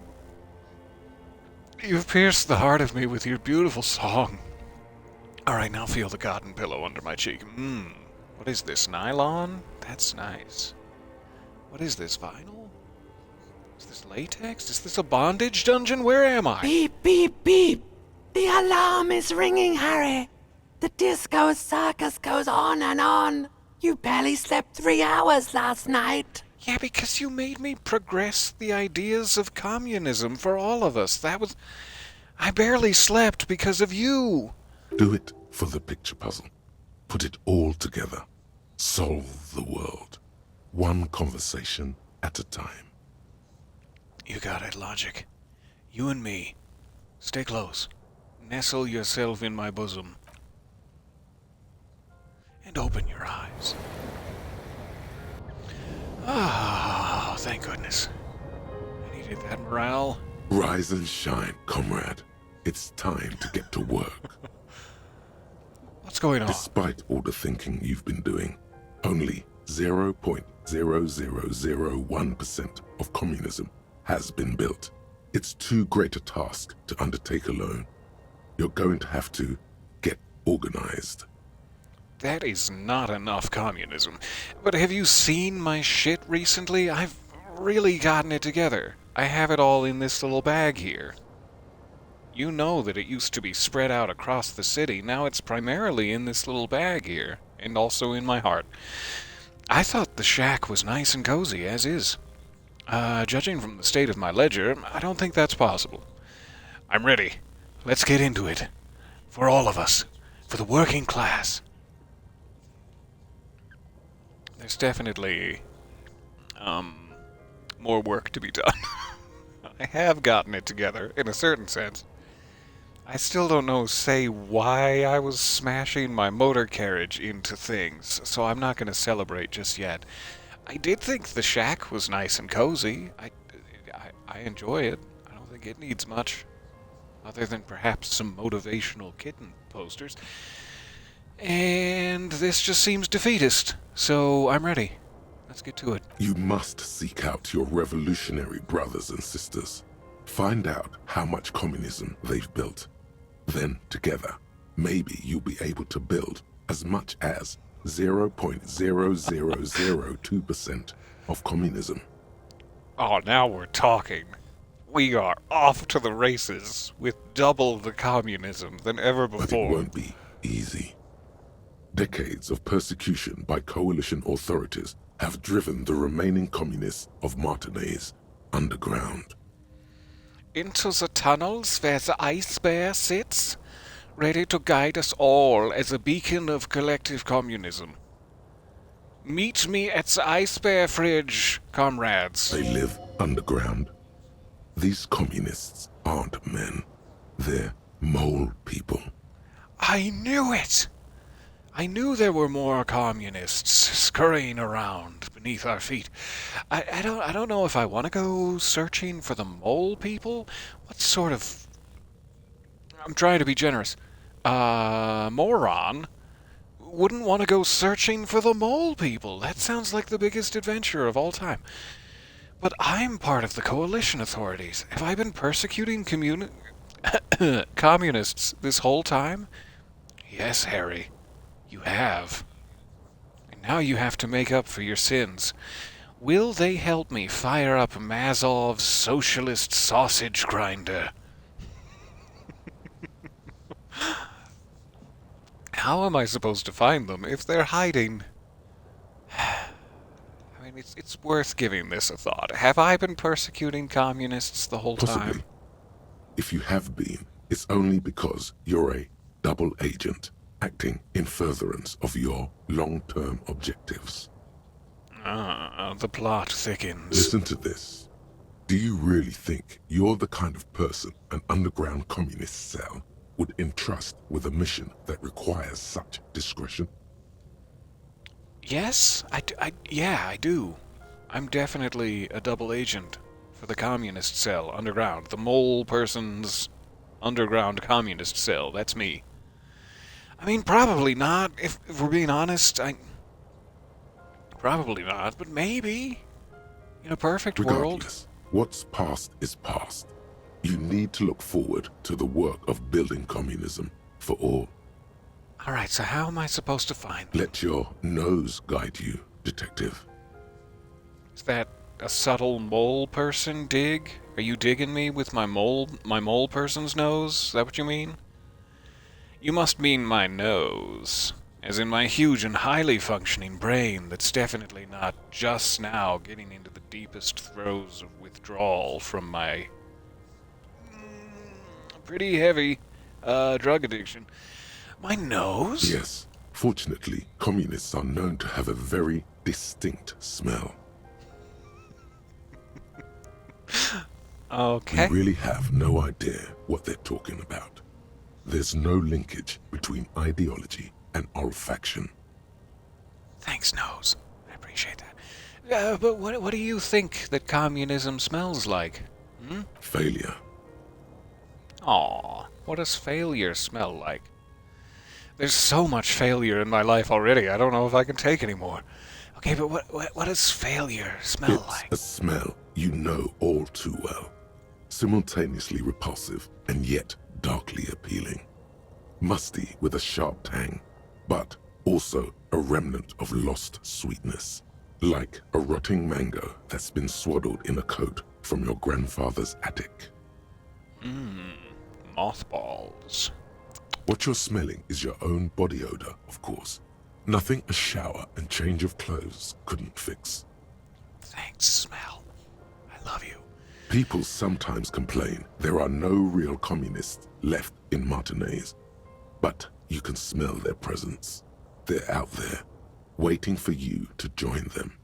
Incidentally, during the waning days of the anti-centennial revolution, a number of Revacholian communards constructed elaborate hideouts in abandoned root cellars, hollowed out tree trunks, and even residential sewage tanks.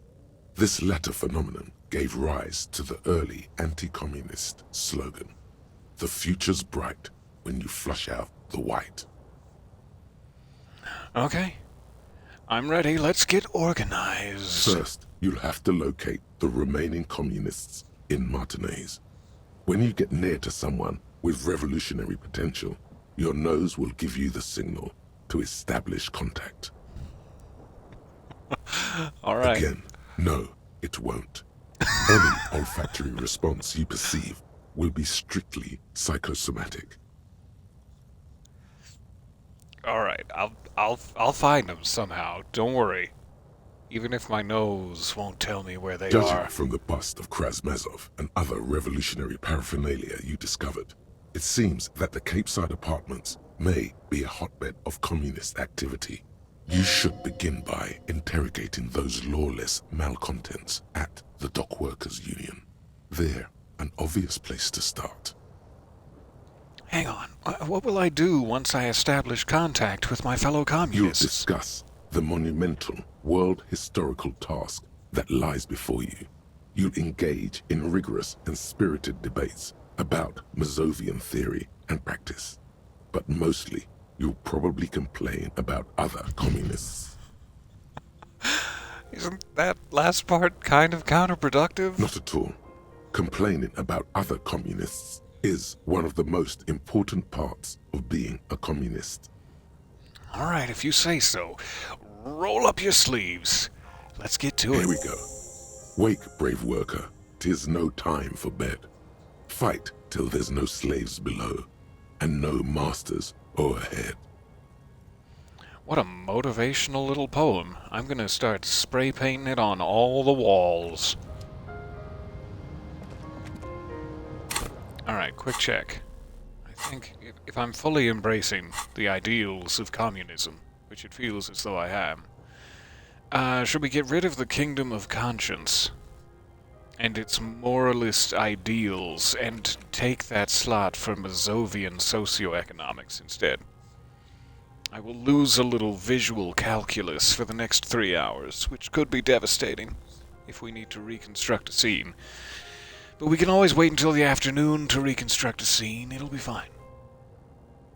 This will take a small hit to my learning cap for volition and logic. And I don't know what this one will give me when it is done simmering in my brain basket. It has also been nice to have a little additional morale when I choose the middle of the road option, but if I'm truly embracing communism, there'll be no choosing the middle of the road option for me, no sir. I'm gonna have to learn how to do this eventually anyway, and I've got enough skill points to burn. Let's forget the kingdom of conscience. Do it. Let's throw Mazovian socioeconomics. Mazovian. In there. Which hugely limits my visual calculus. Ow! But it'll be fine. Only 3 hours, and then we're right in the money. Or maybe there'll be a negative effect. I'm not sure until it finishes. Either way, I am now for the people. For the working class. For the downtrodden brothers and sisters of these sweet streets. Oh, hey, Kim. When you were speaking to me yesterday, I was largely undecided, but you see before you now, in the light of this dewy morning, a cold-blooded communist through and through. How do you feel about this, Kim? Yes? Try to smell I mean, yeah. I'm taking this option. The lieutenant's posture becomes rigid and uncomfortable as you lean forward and sniff the area just above his shoulder blade. The lieutenant is fastidious as a cat in matters of his personal upkeep, and yet, in the folds of his jacket, you can just perceive the stale and acrid traces of oil rags, transmission fluid, and brake pads. Wait. There's something else there. Something that sets your GABA receptors aflutter. You shut up about my gamma-aminobutyric acid The receptors. lieutenant's aftershave, a common drugstore brand. Strong hints of pine needle. It's luscious. I could smell this all day. And I guess I will be, if it's not too much trouble, But Kim. what sort of ideological picture do these smells paint? Tough to say. He's very hygienic. He likes to do his own maintenance on his motor carriage. And he's just a stand-up dude. Just a nice man. A good guy. Do you need something, detective? I was just smelling you? Just as I suspected, you're new, Lieutenant. You're a mechanic. Like, both things can be true. I guess I was just wondering what brand of aftershave you use as to paint a picture of some sort of purpose for me smelling you. What's that aftershave, friend? It's nothing fancy, just plain old Tiger Super Special. I love it. Are you thinking of, you know? He gestures toward his cheeks with an invisible razor. Lose these bad boys? No way. No. Do you think I should? No, I'm never losing these bad boys. I'm not even going to hint in that direction. These are my mutton chops. and you will take them from my cold, dead face. I didn't mean to offend. It's your business, of course. Was there something else you wish to discuss? Hold on, I just wanted to smell you again. No, I think we're fine. Thanks, Kim. And with that, I had better race off. It is now practically dinner time, but I need to find some lunch still, as I have been delayed with recording and editing today. And the lovely past 2 hours I have spent with you all. Thank you for roaming the evening coast with me.